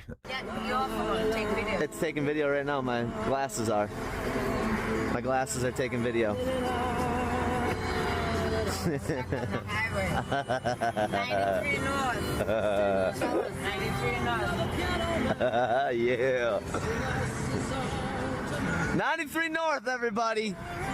93 North. She gets stuck in traffic. She busts out the flag and she holds it proudly.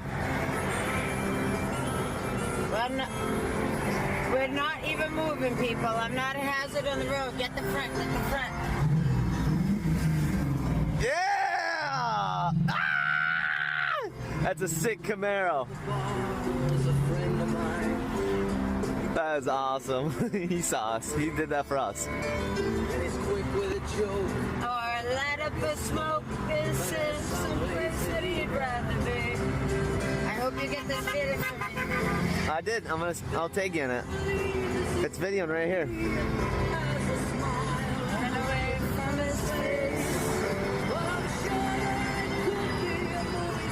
Strong and brave. And strong and brave, truly. Stopping in the highway like that and putting the flag out. That's what America's about. Okay, that's America right there. What's going on here, Law? Where are we at? What's up, guys? What's up with this bridge? Look at the view over there.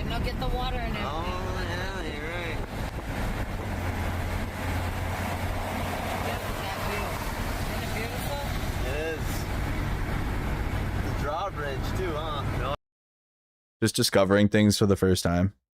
Oh yeah. Oh, they don't know anything. They don't know how to talk other than Trump. Sitting there like, look at the bridge. Look at the water. Like, bro.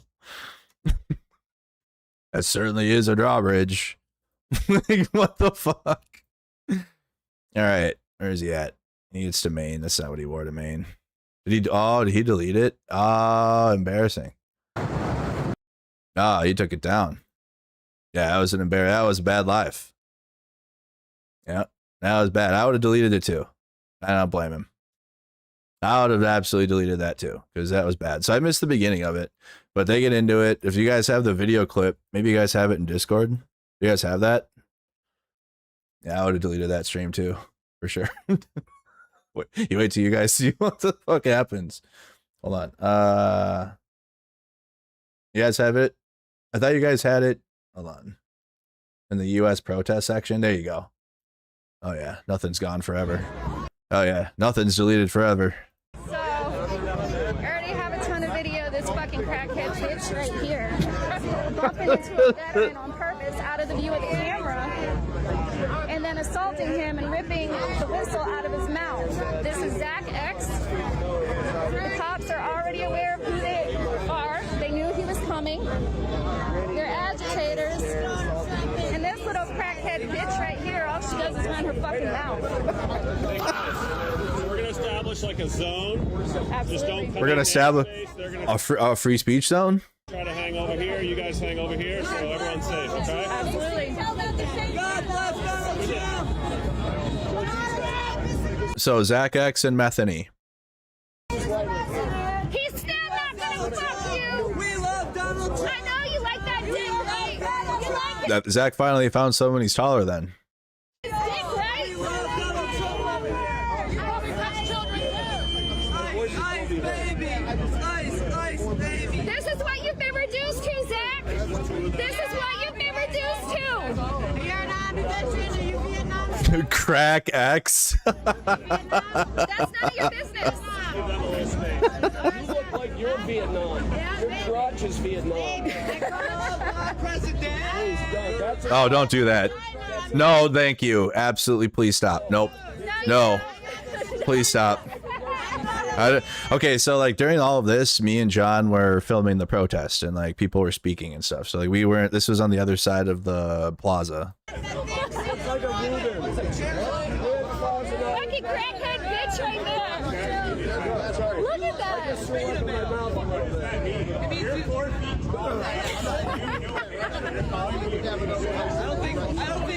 He said, have you ever heard of the St. Cloud Superman? Local chud here in St. Cloud, Minnesota. He's banned from, yeah, that's who Zach hangs out with. Oh God, this is already too fucking funny. He's got a good foot on you. He's got a good foot on you. Let me just stay back. No, you do. You went out of your way. At least she's a woman. At least she knows she has a vagina. And not a man saying I'm a woman. How many times did you hit the crack pipe before you came out, bitch? They have a dick, okay. Damn. He looks like This was in Portland, Maine on the National Day of Protest on Saturday. I bet your dick is bigger than his dick. Am I right? See this mother here? Yes, he had a hog and he's got little peanuts. Ew. Yo. bitch, you're in the same space. Look at this one. Come on, come closer. Come closer. No, this is Portland, Maine. You're on control. You can't control your emotions. Is your future so bright you gotta wear shades? Is that what's up? And also, again, it was raining. It was like, that's how he's ashamed of this. Because like he's wearing sunglasses and it was raining and there was no sun. Bitch, you don't even live here. Get the fuck out. Yeah. Go home. Cover your face if you're Go home. Cover, yeah. Cover your face. Come closer. Come closer. Come closer. Come closer. Cover her dick if she's so proud of it. visible line is right here. I know you're safe space. Safe space. Visible line. Oh, is that your safe space? Is that his Zach safe space? Right? Yeah. You got to establish your safe space. Yep, put that out there. Here you go. There you go. Yep. There you go. one can see or hear them. Remember when the right wing was shitting on people for even like the word, like the existence of the phrase safe space? Remember that? And like now they're making it. The right wing used to be all, they used to, the left in their safe spaces. And it's like, you literally see him physically constructing one. They want a space. Upstanding young Americans. That's my guy. And the curse of the little American. No, but you're a fucking crackhead. Your contribution to A crackhead. You're a fucking crackhead. You're a crackhead. I know you do. I know you do. Take crack and get behind the wheel of a big rig. You sound drunk. Someone clip that.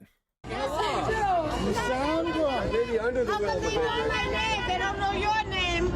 They don't need to know. They didn't ask. I'm not afraid to say. Because I'm not in the system. I don't break the law. What's your name? I know her name. I know her name. I bet you are. 53 years of my life in this new York. You're what? How old? 19, 20? Oh, that's a. Oh, thank you. I'm 40, bitch. It doesn't matter how old you are, because you were rode hard to put I'm 40 years old. That's such a compliment. I think they ever put her away. You're almost a cat queen. You're like almost the definition of a cat queen. Transition took so well. Oh, the activist, one of the activist leaders actually gave him time. Already starting. It sure acts a little different. He's acting different. Is at all the Minnesota little protests, he goes over and acts different than this. It's already starting. Fucking crackhead, bitch. Get the fuck out! I'm from Massachusetts. You have no, you are. I know who you are. I know who you are. Get the fuck out! Get the fuck out! Shut the fuck up. You don't need your opinion, Baldy. Oh my God, right there. Shut up, you fucking pedophile lover. You're trying to listen to the handsome alpha male over here. That's what you guys want in me. See, that like debating him and talking with them ain't even worth it. Like, there's no point. I feel it, and you feel it, but it doesn't work because he ain't there to hear you. He's there to do what he's doing. Ain't there to hear like an honest conversation. Anyways, so and then they went over onto the side of.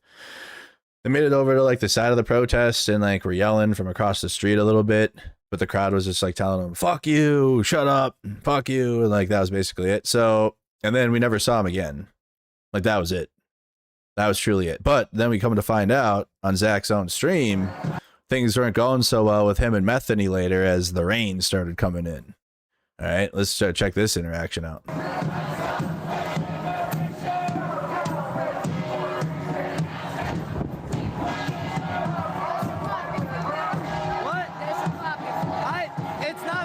He's not gonna protect us. I've been through this a fucking 50 times, dude. You know, I have no idea what the fuck happened. Uh-oh. You have no idea. You don't know. You don't know like I do, Laura.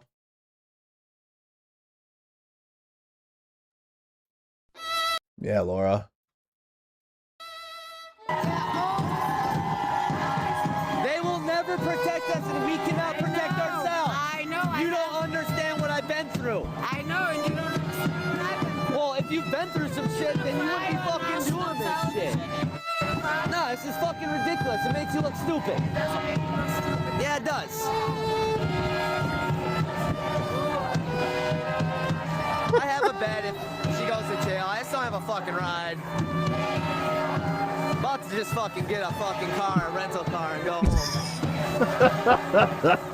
I have no tolerance for stupidity and ignorance. When the cops are literally letting them do illegal activities all the fucking time. I've been assaulted, I don't know, 50, 100 times, and the cops just let them do it. Literally earlier today, she got fucking, yeah. I still love you, Laura, I'm sorry. I just, oh, he's sneaky guy. Oh, he's sneaky. What you reaching for?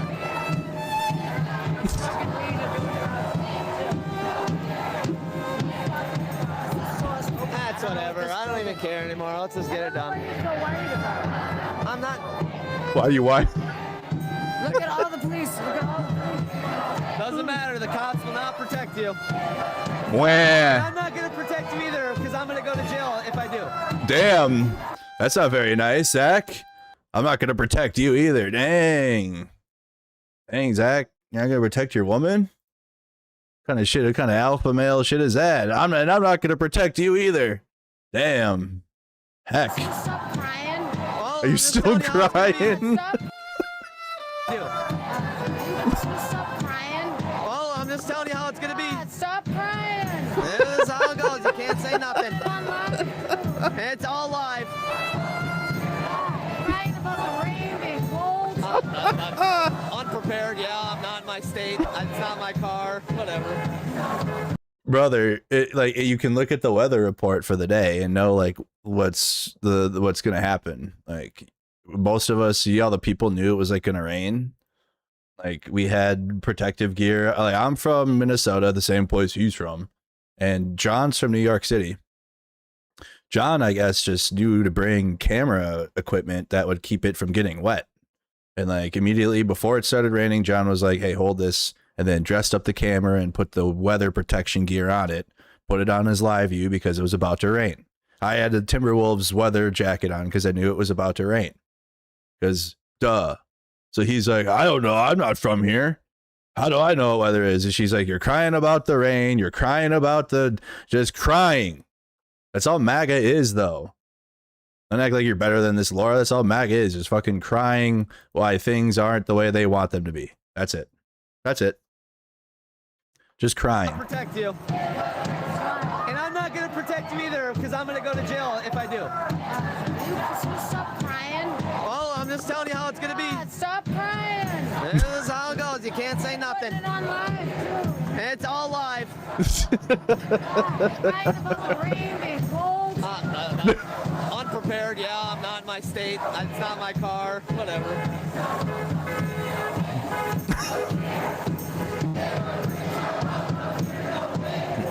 It's fine, guys.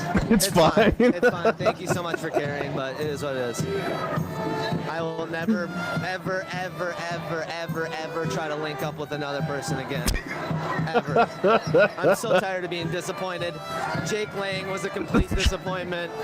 Every single time I try to link up or do anything with any other Patriots, I'm completely let down. It's most discouraging. I'm fucking tired of it. No one fucking gets out here. No one gives a fuck. It's all a bunch of entertainment to y'all. And I just got that off my chest. I'm sorry. Yeah, I just said it. I said it. He's a hot pocket loser. She is a liability, and she don't understand that. Damn. Damn. Things aren't. Dang, dude. Already having relationship troubles? Dang, you just met Laura. Dang, dude. Just a bunch of crying. Things aren't going well for MAGA. Okay, things are not going well. Crying about the rain, crying about how cold it is, crying about this. But that's MAGA, though. You know, that's what MAGA does. They just cry why the world turns and then say the world's flat. Okay, as the world turns, MAGA cries. So no better example than that. I mean, it's because he's trying to find someone that's honorable in the right-wing MAGA-verse, and there's nobody. Nobody. You're all criminals. You're all criminals, and society will not tolerate that. Black Lives Matter, transgender flags.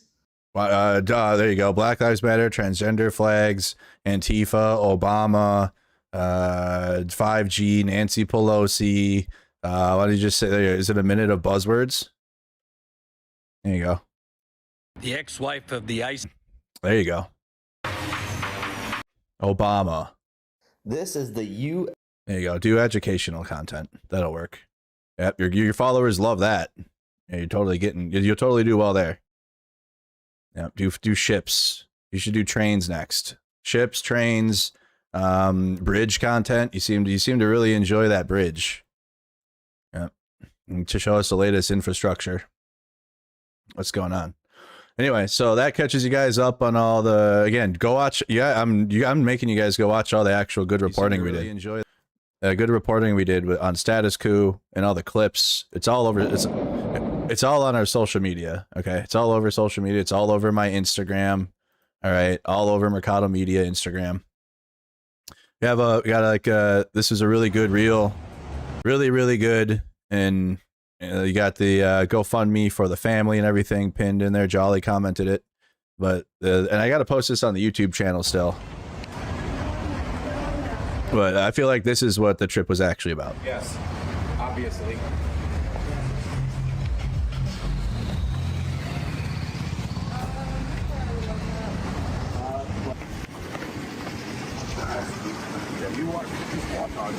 Yeah, okay, work.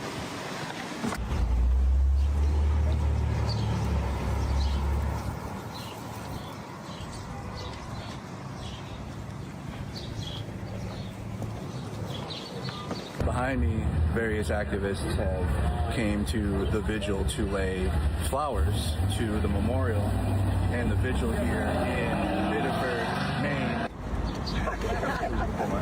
And oh, by the way, the whole boulevard, the entire bush is full of flowers now. So this inspired more people to come out and do what you see in this video.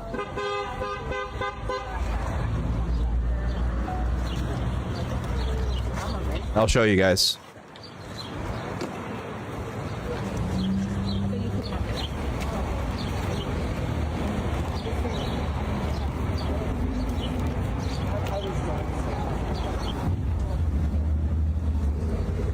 Oh, you're totally fine, ma'am. I'll move around you. Don't worry about it. All right.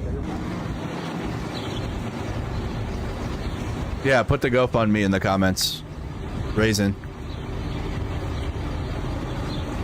It's for a nation that claims to be a Christian nation to do this to our neighbors, right? When we're just called to love each other. It is. We're just called to love and respect each other, care for one another, right? But instead, here we are, putting flowers around another memorial for another father. Another person just trying to family, man. We can get together and put flowers in the memorial, and I think that's important because a life was stolen and a family was destroyed. Every time I think about the 3-year-old daughter, I can't do it. I can't talk about it. The community response has to be as big as that. It can't just be wait till someone's murdered and we protest and we do a memorial and then it dies down and then the next person's murdered. Enough has to be enough. It's interesting about the escalation. I think it's interesting that we turn around. And that still is blood in the street. This is blood stains, by the way. That's why they put the flowers around it.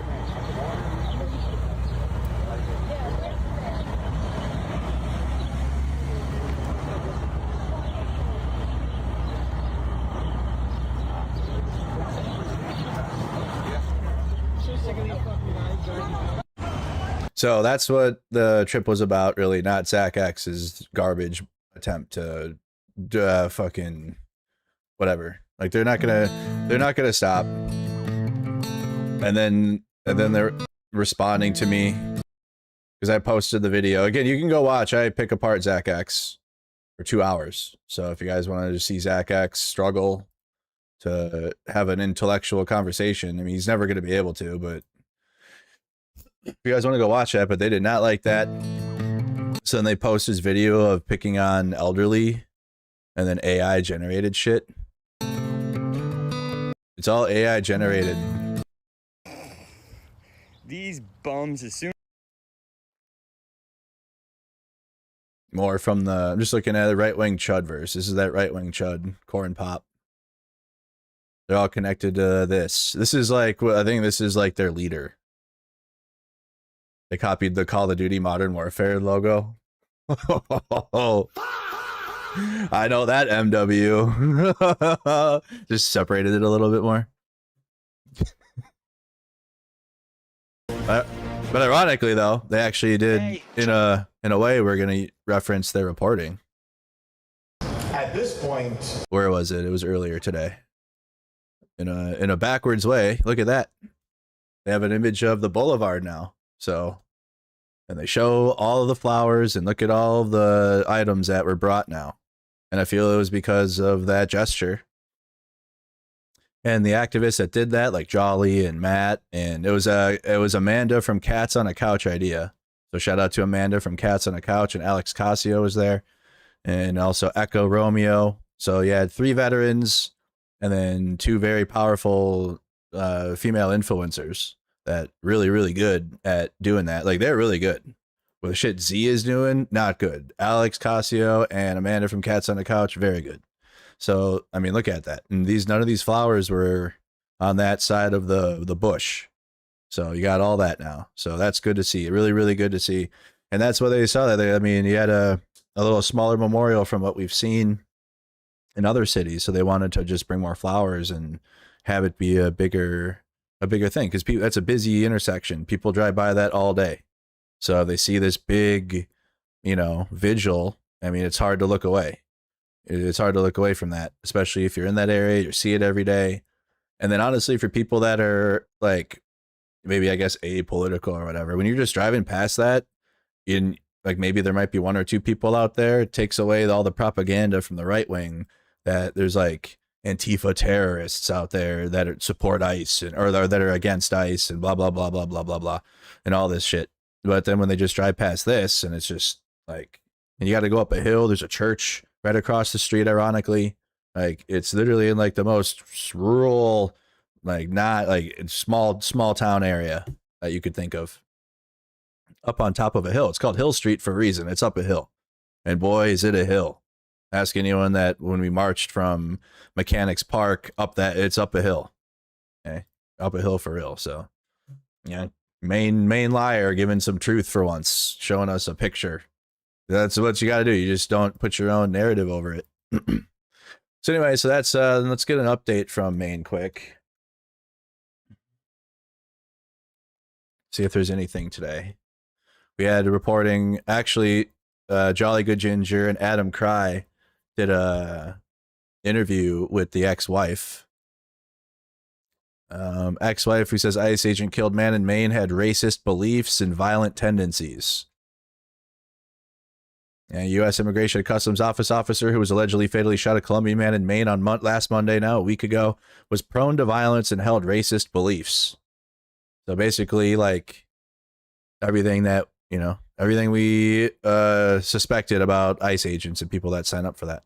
Ashley Broylette told NPR her ex-husband, David Broylette, was the officer who fatally shot and murdered, in my opinion, Johan Duran Guerrero 4 times during an attempted traffic stop in Biddeford, Maine on Monday. She said she found out he was the officer responsible when he called her on Wednesday, asking for her to vouch for his character, which is gross, obviously, because he's definitely trying to like cover for himself because he murdered him, in my opinion.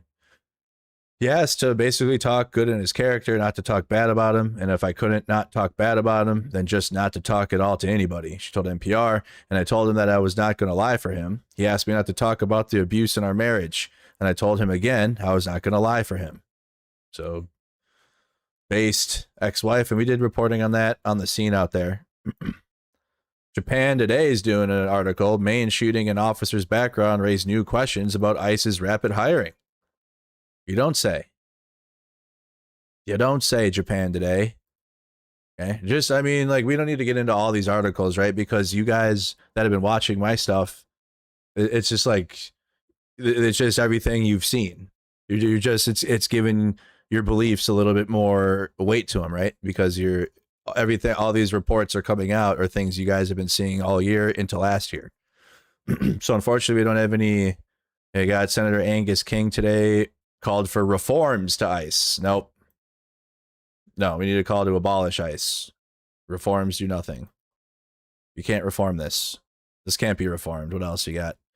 What was ICE doing in Maine before last week? The same shit they've been doing. I don't see any. Biddeford long day of immigrants grapples with shock and grief. Okay, nothing really new. Senators, and then they got senators demanding answers. I don't know. We don't have any though. So this would be the latest update, though, I suppose. Dozens of Democratic U.S. senators and the independent senator from Maine pushed for more details Monday from Immigration and Customs Enforcement about the agency's vetting practices for new agents and how officers conduct vehicle pursuits, even as they demanded that body cameras be swiftly rolled out to all officers. The demands came in a letter spearheaded by Maine's independent Senator Angus King, signed by 38 Democratic senators, and sent to the Department of Homeland Security, which oversees ICE.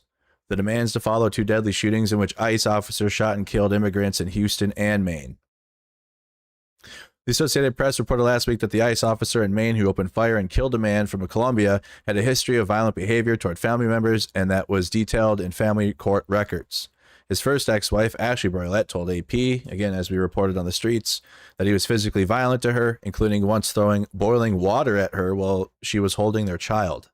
And then a second ex-wife, Lucinda Broylette, sent a statement over to the weekend alleging a persistent pattern of abuse, intimidation, manipulation, fear, and control.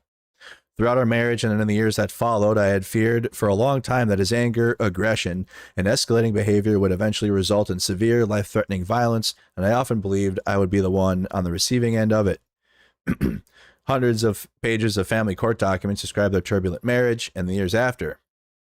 Lucinda Broylette told the court that he had stalked and harassed her and physically and verbally abused his daughter, according to multiple requests for temporary protection orders. Broylette tackled his teenage daughter and smashed spaghetti in her hair. And during another outburst, he dragged his daughter around the house as she cried. And then you have people like Zach X and Corn Pop and these fucking chuds that support all this. It's truly like it's cringe, but it's like we're in a battle of good and evil at this point. And evil's out. Evil is out there. Evil. I don't know how else to call it. I don't know what I would like another different word than using evil and good, but it's like that's I don't know how else to break it down. I don't know how else to the masses to comprehend than evil and good. Truly evil. This is fucking evil. And then you got evil people that support it. They're not good. Zach X, well, fun to make fun of. He's not a good fucking person. There's nothing redeeming about like a Zach X or obviously like a Jake Lang or a Chud the Builder, or you go down the line. None of these, they're not good people at all. Their soul is broken, and like there's no redemption at this point. They don't want redemption either. Dave needs counseling or something for his PTSD and depression. She wrote an application for a temporary protective order on behalf of his teenage daughter, in which a judge granted in 2021. In court filings, David Broylette said that his second ex-wife had slandered him. Multiple family members told the AP the government should never have given him a gun, badge, and the authority to patrol city streets. As the Trump administration ramps up its mass deportation agenda. The senator's letter on Monday listed new measures to increase accountability at the agency, including transparency about whether ICE considers records from family court of domestic violence or abuse when vetting new recruits. Of course they don't. They're doing recruiting efforts at arenas and shit. Oh, you want to be a licensed human trafficker? You just go kill people? Sign up for ICE. You can be an ICE agent. We remain supportive of removing dangerous convicted criminals from our communities, but this goal can and must be achieved without endangering these very communities in the process. By no stretch could either of the victims in Texas and Maine be characterized as the worst of the worst, making these tragic deaths even more egregious. It's been that way, though. Like in Minnesota, when we were filming the mass deportation take place before Renee Good was killed, it was like that the whole time. And like the immigrants that we saw ICE going after were working class immigrants. They weren't going after criminals. Like in the streets, like in the actual like efforts they were doing, it was loud, and they were just going after anyone with brown skin, asking them for papers. They said ICE should immediately start wearing uniforms or vests that clearly identify them as ICE. But they do that though. Or like but the thing is, the problem is they wear masks and like run up on you. They don't, it's not like they run up on you and like they're militant right away, but they have ICE on there. So what's that going to do? Instead of the more generic police or police ICE. So what is that? Democrats. Civil rights groups and advocates have often criticized ICE for not wearing uniforms. Like, yeah, sometimes they don't, but like I do see them having like the yellow ice on there. Like I have pictures from December and in Metro Surge, and they're wearing ice on there. The problem is their masks and their tactics and the existence of them, actually. Not like, oh, this is that shit we were talking about, y'all. Like, oh, they need body cams. They're supposed to wear them. They don't. Oh, let's change the lettering from please ice to just ice. We did a good that'll fix it. Like, what the fuck? Senators also demanded to know what changes are being made to how officers conduct traffic stops. Trump already said they're back. They were like, okay, we won't do it no more. And then MAGA cried, and then Trump said, they're back. You can do traffic stops again. So it's just these efforts seem like nothing. The shootings in Maine and Houston both involved ICE officers shooting at people who were in vehicles at the time. In the wake of the Maine shooting, Homeland Security temporarily stopped officers from conducting vehicle stops. But then, like I told you, fierce criticism from MAGA. Trump said on social media that traffic stops would continue. So you're demanding for what a bunch of nothing. Bunch of nothing from Democrats. They're demanding answers a week later. I don't think you're going to get them.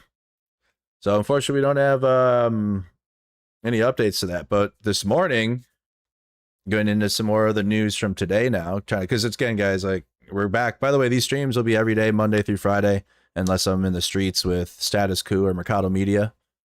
But I'm going to try to keep a consistent daily stream so you guys can just tap in here. And you can tap in and out. Some days will be shorter than others. Softball, I have late games tonight, but usually I'd have to stop by now if I had earlier games.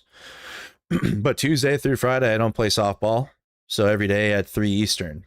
Okay, 3 o'clock Eastern, 2 p.m. Central, because I want to make sure my West Coast audience can wake up and get their day started. Because at noon, noon would be a good time, but that's 10 a.m. in West Coast, and that's a little early.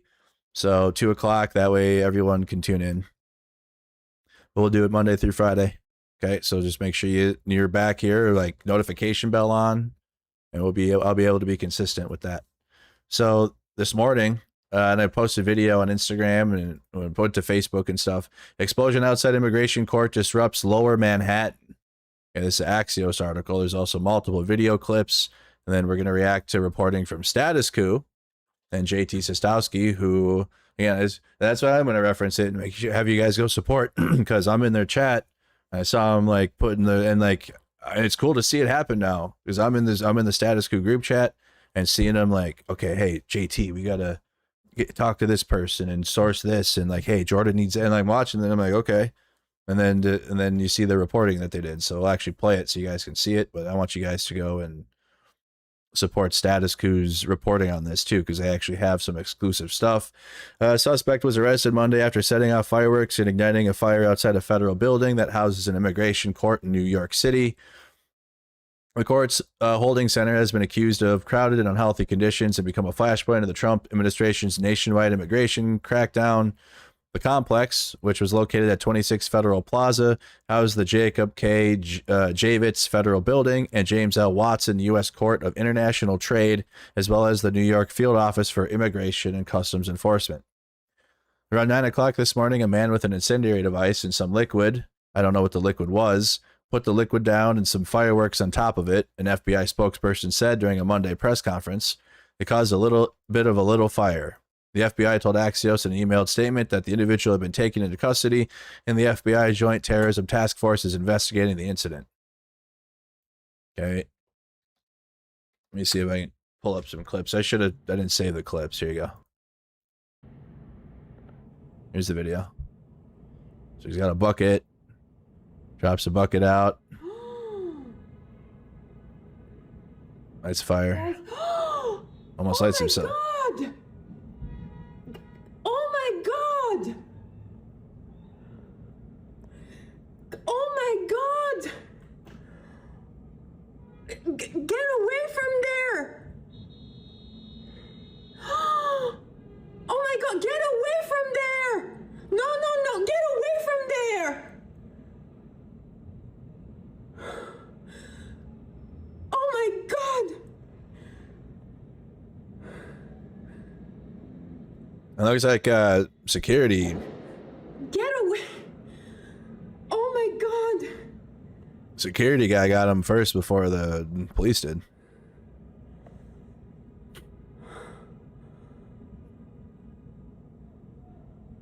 Oh my God. I think one more "oh my God" would help the situation. Can we get one? It adds to it for sure.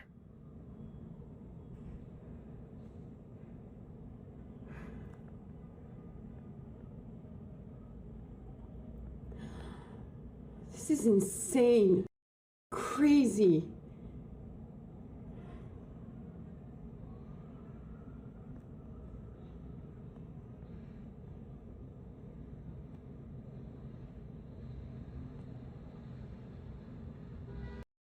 Okay, so that's the video what took place.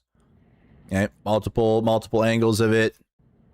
We have breaking news. A suspect is in custody after smoke filled the outside of a Manhattan immigration court. In a statement, the FBI says a person with a history of, quote, anti-ICE activity set off what it's calling an incendiary device. Now the FBI's New York Joint Terrorism Task Force is... They set off an incendiary device, but they dumped out the flammable liquid and just lit it on fire. So I don't know what incendiary. Was it the bucket? The 5-gallon bucket with the flammable liquid in it? Investigating. Let's bring in Chief Investigator Correspondent Aaron Katursky for more. So, Aaron, what do we know about this so far? This happened this morning outside 26 Federal Plaza, which houses immigration court. It's also where immigration applications are processed, and it has been the scene of protest before. You'll remember elected officials have been arrested inside that building trying to observe ICE proceedings and immigration proceedings that have come under controversy of late. But it was on the north side of the building where this apparent smoke device or some kind of firework with an accelerant, an incendiary device of some kind, detonated. The federal police, which are in charge of securing the building, along with ICE police and the FBI, raced to the scene. They took an individual into custody. I talked to some police sources who said that this individual is known to them, known to have anti-ICE type views, may have even participated in protests before. He's now in federal custody. You see, it sounds similar to when Charlie Kirk was murdered, and they were like he had pro-left views or whatever. It just feels the same. a lot of barricades that were already there. Is there a lot of security around this building? What's that picture like? That the barricades that you see are there all the time now because that building has become such a focal point. Then how did he get around it? And how did he have that much time to get the? Yeah, it's always secure, but he was able to bring a bucket and then went back to it. Building has become such a focal point of immigration protests. So they have even added security on there, and if a permanent barricades around it. The barricades that you see are there all the time now because that building has become such a focal point of immigration protests. So there is a ring of those fences around the entire perimeter of 26 Federal Plaza. Entry is controlled. And you see there that the device, that's the individual in custody, the device went off outside the building, but in a place where... What device? Am I like, what? It's like a bucket full of random shit and flammable liquid. And then he lights it on fire. What do we talk, like what device? The 5-gallon bucket. The device went off. Yeah, him dumping it out, and it was all in the bucket. It looked like just a bucket of, yeah, maybe some fireworks or whatever the fuck those things are. Fireworks. I think JT Sosowski has the reporting on Status Quo. Let's check it out. An explosion outside of a federal building. Ongoing political violence that we are seeing in this country. Terrorist tries to blow up ICE HQ in New York City and wrestling one person to the ground. Offices for ICE. The suspect was carrying 2 types of guns. Covering what the corporate media covers up. An explosion outside of a federal building in downtown Manhattan today that includes offices for ICE is already prompting a tremendous amount of speculation about continued political violence. I'm JT Sosowski with Status Quo. The reporting on this will come from CBS News, but first I want to play some scene video of this apparent explosion that was actually fireworks, but the MAGA crowd already not letting a crisis go to waste to try and justify the erosion of more of our rights. This is the video.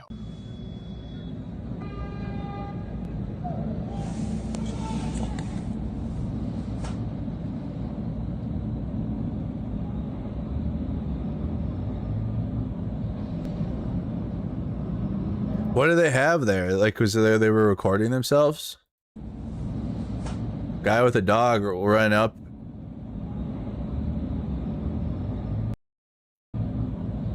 So what has he gotten? Is he grabbed a stick or something away from him?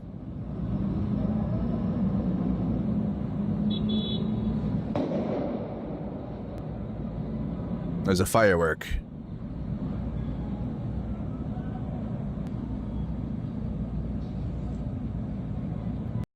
And you ran through the fire in the danger area? But he just ran right through that.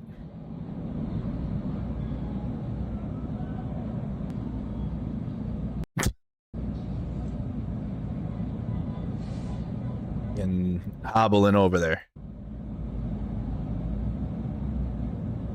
So there you. How do they know to hit it? Like, why was there no, where's the bomb squad? How are they just comfortable enough to run over that and then hit it with the fire extinguisher? So there you can see that there were fireworks going off. There was a small fire there on the sidewalk outside of the Federal Plaza downtown in New York.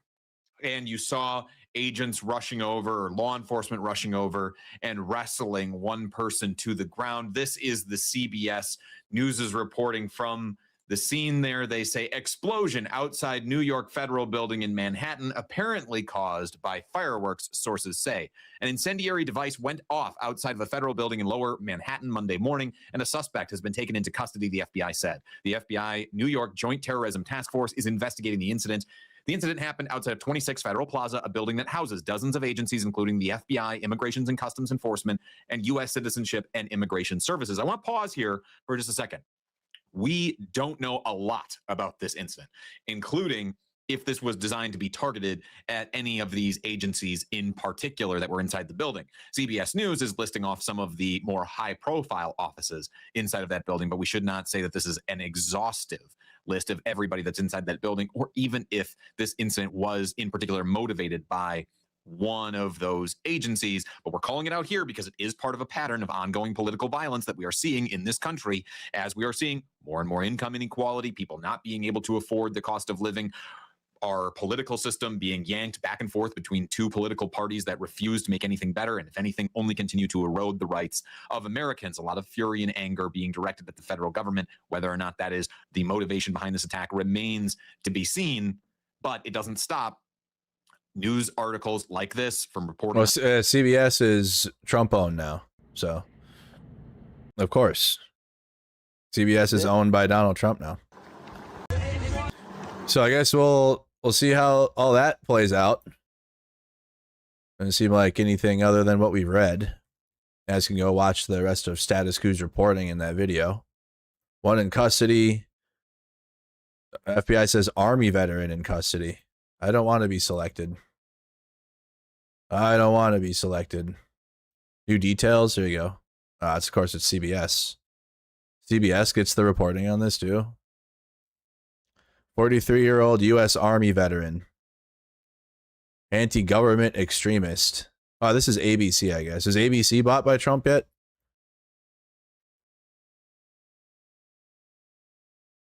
Okay. Man described as an anti-government extremist set off an incendiary device to set a fire outside a Manhattan federal building that houses an immigration court. Andrew Arabaka, 43, allegedly poured gasoline on the ground outside 26 Federal Plaza and ignited it with a lighter and a large firework and a canister. FBI Assistant Director in charge James Barnacle said.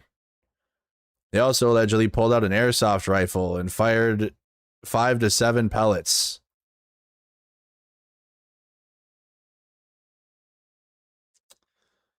Arabaka is an anti-American, anti-government extremist.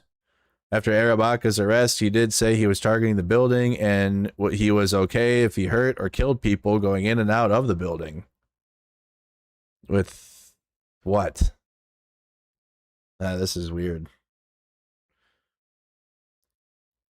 Whether they were federal employees or civilians. 2 government employees and 1 civilian suffered minor injuries, Barnacle said, noting that the civilian victim was an immigrant there for an immigration hearing.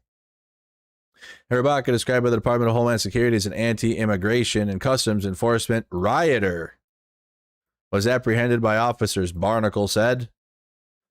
Herabaka is a former soldier who served from 2001 to 2005 and worked as a mechanic on Patriot missile systems. Barnacle said, with police noting he wore a military-style helmet. A military-style helmet. Is that what that was?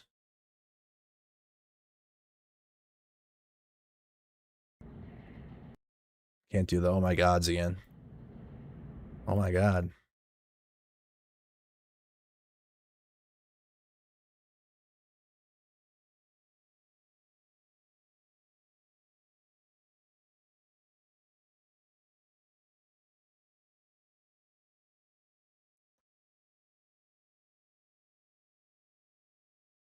I can't. It's the video is too blurry to be able to see the helmet.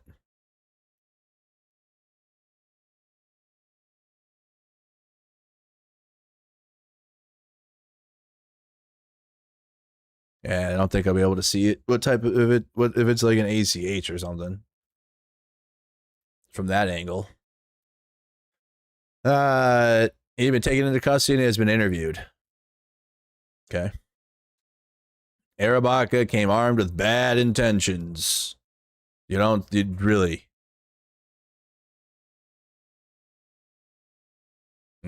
Interesting. Okay.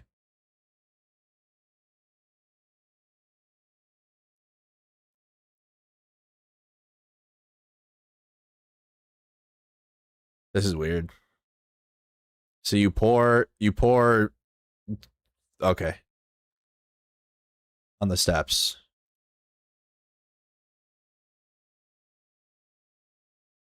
All right. That's what they're saying. That's what the news is putting out.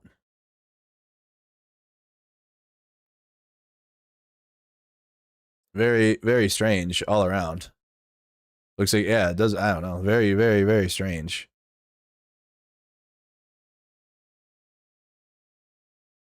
Pour out gasoline on the steps with fireworks.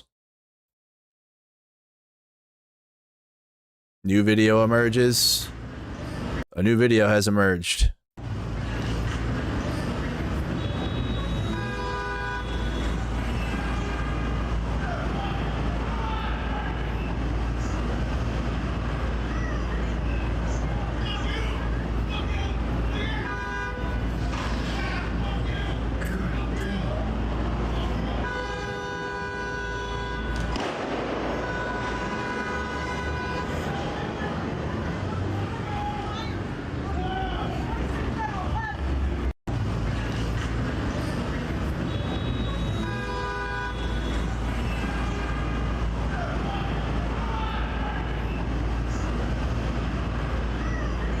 Yeah, it was a box of fireworks, like the fireworks you can get at the store.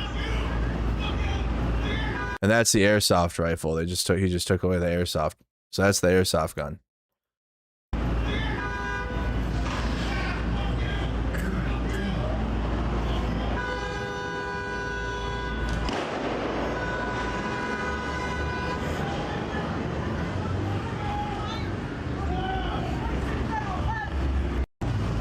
Okay, so that's another angle of it.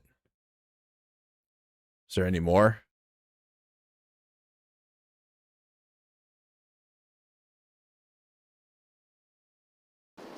Good afternoon. I'm James Barnacle, the Assistant Director in charge of the FBI New York Field Office, here joined by the Commissioner of the world's finest police department, New York City Police Department. Thank you, Commissioner Tisch, for being here. And Jamie McDonald, the Deputy United States Attorney for the Southern District of New York. Today, just before 9 a.m., a man by the name of Andrew Herabaka, A-R-R-A-B-A-C-A,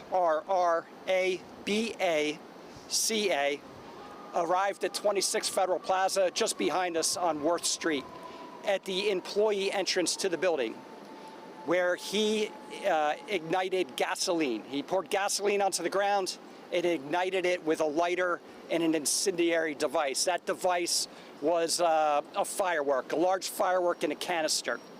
that proceeded to catch on fire. Pretty big flame, as you've seen on the internet.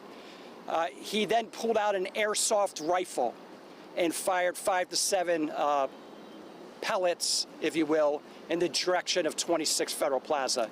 At that time, Federal Protective Services, 2 officers, a gray suit, a contractor with Allied that is employed to guard this building.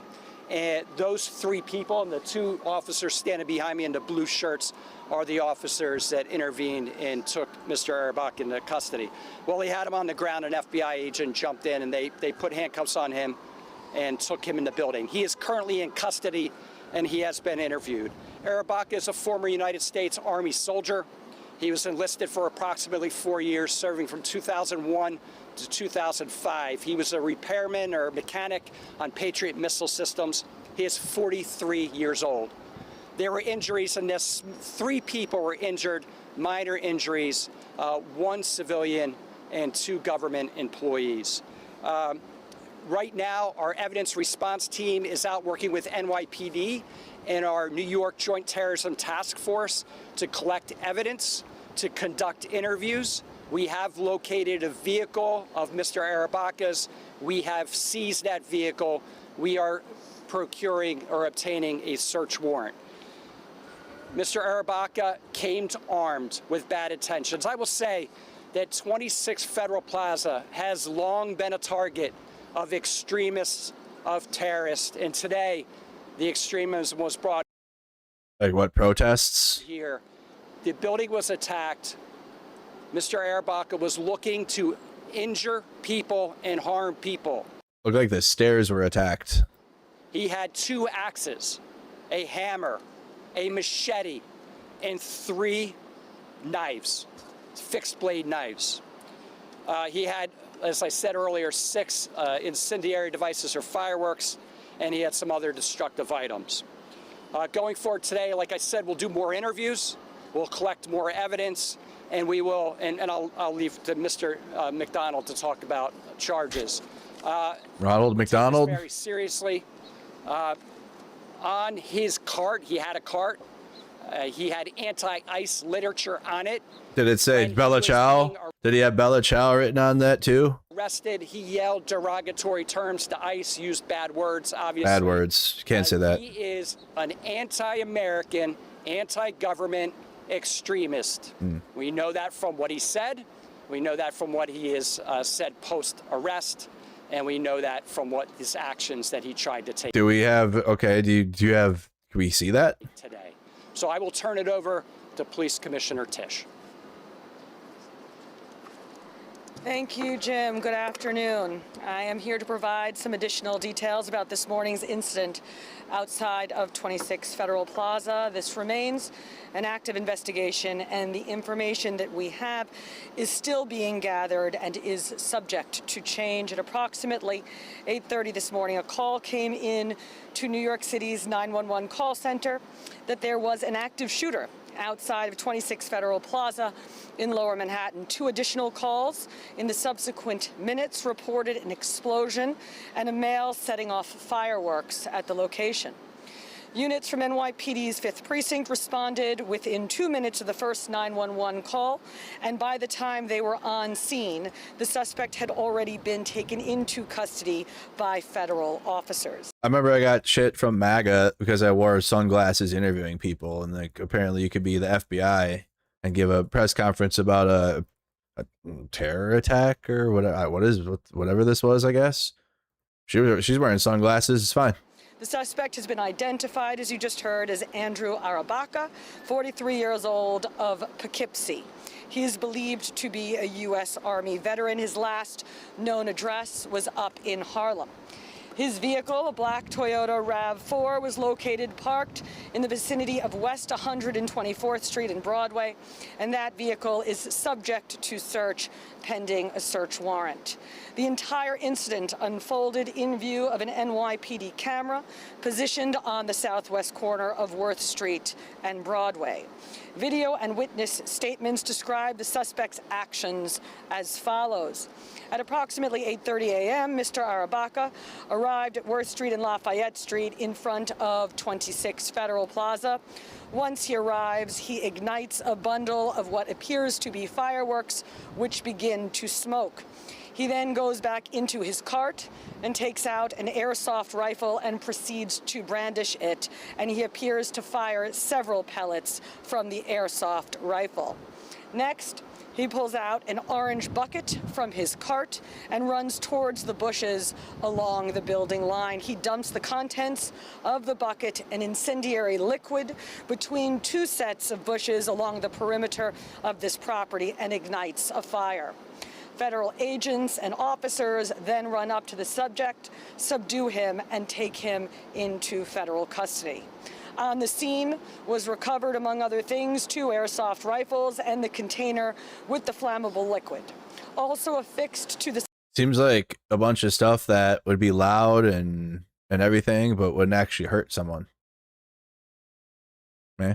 Like I commit mass murder with 2 airsoft guns and flammable liquid on the stairs, and then fireworks. Yes, definitely loud. You know, definitely, something that you don't want happening on like on a normal day, right? You want to see stairs on fire and fireworks going off when you're not ready, I guess, or seeing airsoft guns. Yeah, definitely. Like you don't want to see that in public unless you're at an airsoft course. You'll be scared. You scare the public that way, because people don't know, especially how many guns we have in this country. I wouldn't again, I would play airsoft or whatever. I've never played it, but I would. I've done paintball, but I wouldn't just have an airsoft gun in public, because again, people would be like, "Whoa, what the?" But I don't know. Like we've had lots of terror attacks in this country. I don't know about if they're trying to commit damage, they usually have real weapons, right? The suspect's cart was a sign reading "Ice off our streets." During the incident, the suspect was wearing a military-style helmet. This incident occurred along federal property, and the NYPD is supporting the federal government in their investigations. Charges are yet to be filed. Our work with the Joint Terrorism Task Force and the Southern District of New York is critical to keeping our city safe, and I commend the federal agents and contractors and officers who responded to the threat this morning. Now I'm going to turn it over to Deputy United States Attorney Jamie McDonald. Thank you. I'm Jamie McDonald, the Deputy United States Attorney for the Southern District of New York. As you can see, we're here in response to an incident this morning that took place just behind us here at the Jacob K. Javits Center, which houses dozens of federal agencies and thousands of federal employees. I want to thank the work of our law enforcement partners whose rapid response led to the neutralization of the threat and the immediate turn to evidence collection and investigation. Our office, the Southern District of New York, led by the National Security Unit and the General Crimes Units, are working closely with the FBI, the NYPD, FPS, and others to investigate this matter. As you've heard, one individual has been taken into custody. Our investigation is continuing, and we will keep the press and the public updated on charges. Thank you. Time for a few on-topic questions. We speak all done. You gotta ask questions. We're collecting the evidence, and we know there were anti-government and anti-American statements made, and we know that an incendiary device and gasoline were used to start a fire. Charges are determined by the U.S. Attorney's Office. Right now, the FBI, the New York City Police Department, the New York State Police Department, all our members of the task force, the Joint Terrorism Task Force, are out collecting evidence today. We will present that evidence to the United States Attorney's Office, and the United States Attorney will make that charging decision. I don't know what those will be. Aaron.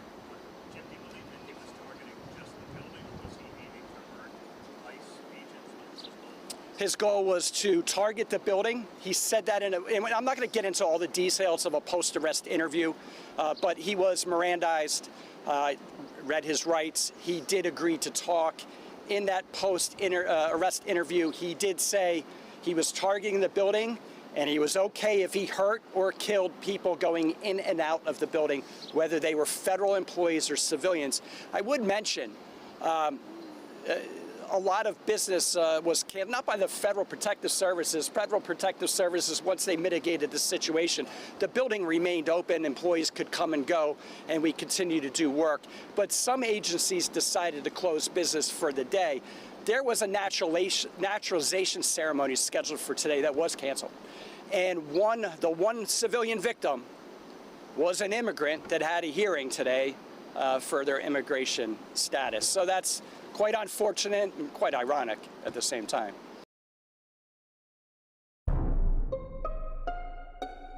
None of this, I don't like this. This doesn't sound right at all. Yep, don't like the way this one's going.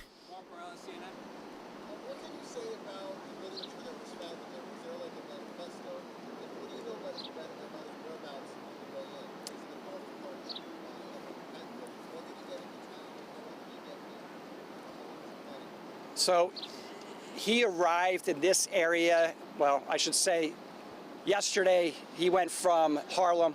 He took the subway down to the Penn Station area. He walked down and stayed overnight in the vicinity of the Holland Tunnel on the street. Then he came down to this area around 5 a.m. He ventured over to our spot a little after 8 o'clock. That's the timeline for his movements. We're still collecting evidence. The NYPD is out doing what the NYPD does great, and they're working with the JTTF on that.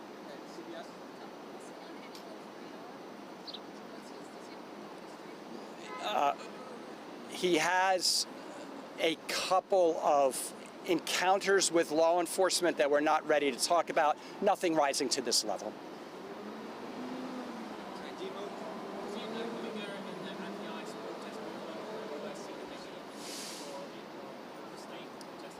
Look, I would say that protesting in the United States is protected by the First Amendment. We do not track protesters. We do not know who comes and goes as far as protests. Right. So I don't know if he's been involved in any protests at all. All right, thank you guys. Yeah, fucking right. Thank you. Thank you guys. Okay. No, yeah, definitely. I mean, that's all the information. You guys can take it for what you think. This is the U.S. Take it for what you think. However, but that's it. Definitely questions that need answers. All right, then the final update was Andrew Tate being arrested. Andrew and Tristan Tate arrested in Florida on charges of rape and sex trafficking, as usual. Okay, but apparently they got a big right-wing audience. But again, it just kind of adds to the right-wing depravity. He said Harlem goes to Central, you'd have to swap for Penn. So maybe if you know New York more, you'd know like, hey, his movements don't make sense either. Influencer Andrew Tate and his brother Tristan have been arrested in Miami after British authorities issued 38 new charges against them, including allegations of rape and sex trafficking. The UK's Crown Prosecution Service released a statement saying that the two men had been arrested by the US Marshal Service on Saturday. The CPS said it was seeking extradition for the two brothers, aiming to bring them to Britain to face a total of 59 charges. The CPS said Andrew, 39, was being charged with 7 further counts of rape and 3 counts of arraigning or facilitating trafficking for sexual exploitation, as well as charges including indecent images of a child. These are right-wing heroes, guys. Okay, these are heroes to right-wing and conservatives. The charges against Tristan, 38, include 2 counts of rape and 3 counts of sex trafficking. The CPS said the new charges bring the total number of alleged victims in the case to 7. Both Tate brothers are dual British U.S. citizens. They were born in America, but spent much of their childhood and young adult life in the English town of Luton, Bedfordshire. The charges against them were largely collected by Bedfordshire police, which previously put forward a file of evidence to the CPS. The new allegations are claimed to have taken place between July of 2010 and August of 2017. In a statement on Saturday, Assistant Chief Constable Karina Thomas from Bedfordshire Police said the complex investigation had involved national and international law enforcement. She went on, "We understand the interest in this case will generate, but we would urge the public not to speculate and allow the legal process to be carried out. There is no place for male violence against women and girls, and we will continue to work tirelessly to support victims and investigate reports made to us. Right? Andrew Tate, Donald Trump, Epstein, they're all kind of connected. They're all kind of, how soon could they be deported? Well, controversial social media influencers Andrew and Tristan. Yeah, well, so we'll deport working class immigrants and shit, but people like this, Andrew, who gets dual citizenship, they can influence a whole faction of our country. Are in federal custody after U.S. officials arrested the brothers in Miami Saturday. The arrests are connected to criminal cases in the United Kingdom, where authorities are seeking to extradite both men to face rape and other charges. Andrew Tate now faces more than 30 counts stemming from alleged offenses between July of 2010 and August of 2017. Those counts include rape, assault, sex trafficking, and child pornography offenses. His brother Tristan Tate also faces multiple counts, including rape, sex trafficking, and sexual assault. They both deny any wrongdoing. NBC News legal analyst Danny Savalos joins us now from the UK with more. Danny, good morning. So British authorities are saying that these new charges follow the discovery of additional evidence. What do we know about that and what led up to the arrests? Well, according to what's been published by authorities here, the Bedfordshire police received a fresh file of new evidence, new alleged victims or complainants, bringing the number of complainants from 3 up to, I believe, 7, and dramatically increasing the number of charges up to over 40. So these are charges that initiated the U.S. Marshal Service to go out and initiate extradition proceedings. So, Danny, the U.S. Marshal Service says the warrant remains sealed right now. Why would details of the charges be kept under seal at this point? The charges themselves are not under seal. They are published on the... Andrew is a big anti-Zionist. Oh, so that's... Stop. Okay, no. No, that's I mean, it's a populist take to be against Zionism, right? You should be. But you can just be an absolute piece of shit and then just be, because you're anti-Zionist, and then you can say, oh, because the Zionists are targeting me. No, he's an absolute subhuman piece of shit. Okay, and he deserves everything that's happening to him. It's not because he's anti-Zionist. Fuck out of here. The website by law enforcement authorities here in the UK. But it's very common for the arrest warrant for the U.S. Marshals to be kept under seal because when you think about it, extradition often involves fugitives. Fugitives are people who are avoiding justice. So you don't want to telegraph that we're looking for fugitives by filing that in a court document. So the charges themselves are known and public. The actual arrest warrant for the Marshal, it's routine for that to be sealed, and then it will be unsealed at the first appearance. It's kept sealed so you don't telegraph to fugitives to go and run and go hide somewhere else. The brothers are now awaiting extradition proceedings in the U.S. Is that a slam dunk? Does that mean they will go to Britain to face trial? Legally, it should be a slam dunk, but it likely won't be, and here's why. Extradition, at least because they're protected by the Trump administration. International extradition is the product of a treaty between the United States and whatever country is requesting it. We have a treaty with the UK. It's a powerful treaty. And by the way, some countries will not extradite their own citizens. Under the treaty, these folks can be extradited. But here's where it's tricky. If Andrew Tate has been a vocal supporter of President Trump, and there are Yep. The right-wing establishment will protect them. few ways the executive branch could slow down or even stop these proceedings. Number one, the DOJ has to file a complaint. It's just a formality, but they may choose not to or delay it. Number two, ultimately, no matter what the judge does here in the States, the Secretary of State has to sign and execute a warrant. And that could die on the Secretary of State's desk if the administration decides these are defendants that they want to prevent their extradition. Now, I couldn't find an instance of this ever happening in history, but at least under the law, it's possible. And Donald Trump was the type to exercise that. Potential politics of this, we should note that the Tates, they're dual citizens in the U.S. and the UK. What does that mean for extradition proceedings? Could it complicate things at all? No, that's least likely to complicate these proceedings. Some countries are reluctant to hand over their own citizens. Like when Biden was president, they were hiding in Romania. Trump won. Now they're here in Miami hanging out in Florida. So the U.S. loves handing over their own citizens. I'm saying that as a glibly because really we're very, very open to entering into extradition treaties with not just the UK, but lots of countries. So we will turn over our citizens if the criteria are met. So, for example, if a foreign country has something outlawed that the United States would never make a crime, that might be grounds to refuse extradition. But the mere fact that you hold a U.S. passport or are a dual citizen will not protect you like a force field from extradition proceedings. Their better argument is that these charges are old and really a pitch to the administration to say, hey, just slow this down and maybe throw up some roadblocks so we can stay here as long as possible. All right, Danny Savalos, thank you so much. Yep, good analysis there, I'd say. No notes on that one. Good report. Because that's exactly why they're comfortable. All right. Authorities say a person appointed sending advice outside New York Federal Plaza. Okay. All right.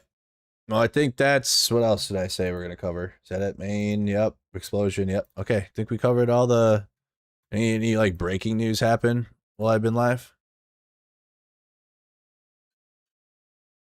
He is currently in custody. We reacted to that. I don't know. I think that's it, you guys. That's it for now. But wait, there's more. Number one, come back here at 3 p.m. Eastern tomorrow. But you guys should definitely come and check out my softball channel because I have softball tonight. And I stream our games. It's really cool. And put the stream on the back of the fence, and then you guys can watch our team. Yeah, we got this our last week, and then we got one more week, and then playoffs. So playoffs are in a couple weeks. But like, come check out my softball channel. Okay, so I'll have game. That's at my game tonight for softball is at 8 Central, 9 Eastern. Okay, so 9 o'clock Eastern. Late games. We have late night games. We're playing the lights. So we play tonight. That. So come check that out. Go subscribe to that. And then later, when I get home from my softball game, we'll play my gaming channel. And I have a gaming channel too. So I have a softball channel. I have a gaming channel. I'll put the link to that. You guys come over to watch games after the softball. Last night we started Assassin's Creed. It'll be late, so I don't know. We'll see if I play that tonight because it'll be late. But I want to go see the movie The Odyssey. And so I started playing Assassin's Creed Odyssey last night. So maybe we'll see. We'll see how late it is. We'll see if there's some interest, late crew that will come over. Maybe we'll see. But I play football. College football is fun. We're playing Assassin's Creed Black Flag, Grand Theft Auto, Arena Breakout. Play a bunch of games. But I'm trying to get back into the playthroughs again. I went through a period there. I was just kind of playing random stuff. So I'm trying to get back into the playthrough time. So we got Assassin's Creed tonight. Maybe, depending on what time it is. But if not, we'll continue with college football. Because college football is fun. So appreciate that, y'all. Go check that out. Mercado Gaming, Renegades Softball channel, right? There you go. Renegades Softball and Mercado Gaming. Go support. Those are my two sub channels that I do other stuff on than the news. But every day, guys, live here, 2 p.m. Central, 3 p.m. Eastern. Appreciate you guys for tuning in. More throughout the week. I don't know we'll see how long these streams are, but we had a lot to cover from the weekend. Thank you everybody for wishing me a happy birthday. We'll probably do some birthday fun for my on stream this coming weekend. I'll probably do like a 24-hour gaming stream or something because I did that last year and I had fun with it. I couldn't do that because I was traveling. But yeah, support the channel, support independent media, and all that support you guys provide. It lets me go travel so I can go out and cover things in real life across the country. So continue to support independent media that way. Appreciate all the memberships, everybody that just hits the like button, subscribes to the channel. Those basic things are amazing and everything. So do those. Join the Discord server. Do that. Follow on Facebook. Follow on Instagram. If you're on Twitch, follow there. Appreciate all the Twitch audience we've had over there the whole time. Appreciate No Bandwidth, Powder Linux, and Nuki EU. I see you guys over there. We got Mod Skipfu over there. 9 Techno Nails. Appreciate you. All the support we got over there on Twitch, you guys. I'll see you guys tomorrow. But if not, come check out my softball and come check out my gaming if you guys are bored tonight. You want to do something. But then again, back tomorrow, 2 p.m. Central, 3 p.m. Eastern, right here on Mercado Media. Have a good night, guys. See ya on the next one. See ya on the next one. What's the name of this?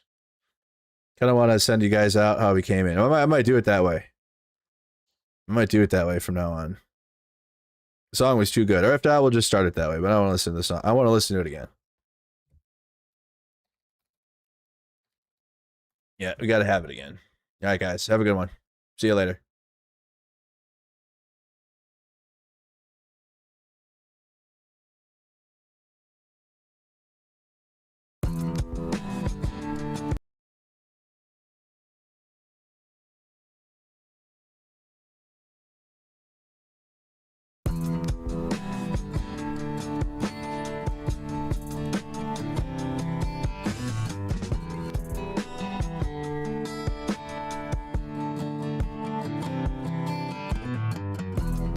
Blood on the wheel, blood on the sea, blood on the hands of all the ones that lie. Storms are coming, best to get to running. Or stand your ground once the bullets fly. They call me Big Papa 'cause I'm ready to die. When you meet your maker, you can ask him why. They call me Big Papa 'cause I'm ready to die. They just let him do it. They just let him fucking gas us. They didn't stop him. They didn't stop him. They didn't give a fuck. Seriously, guys? They'll kill your mama. They'll kill your daughter. They'll kill your wife and your auntie and your sister too. Nah, they don't care none. Badges, they don't wear none. But soon enough, we'll all be shooting back at you. Really ain't a fucking thing you can do. We got way more guns, we got way more goons. If we stand our ground when the bullets fly. They call me Big Papa 'cause I'm ready to die. When you meet your maker, you can ask him why. They call me Big Papa 'cause I'm ready to die. They call me Big Papa 'cause I'm ready to die. They call me Big Papa 'cause I'm ready to die.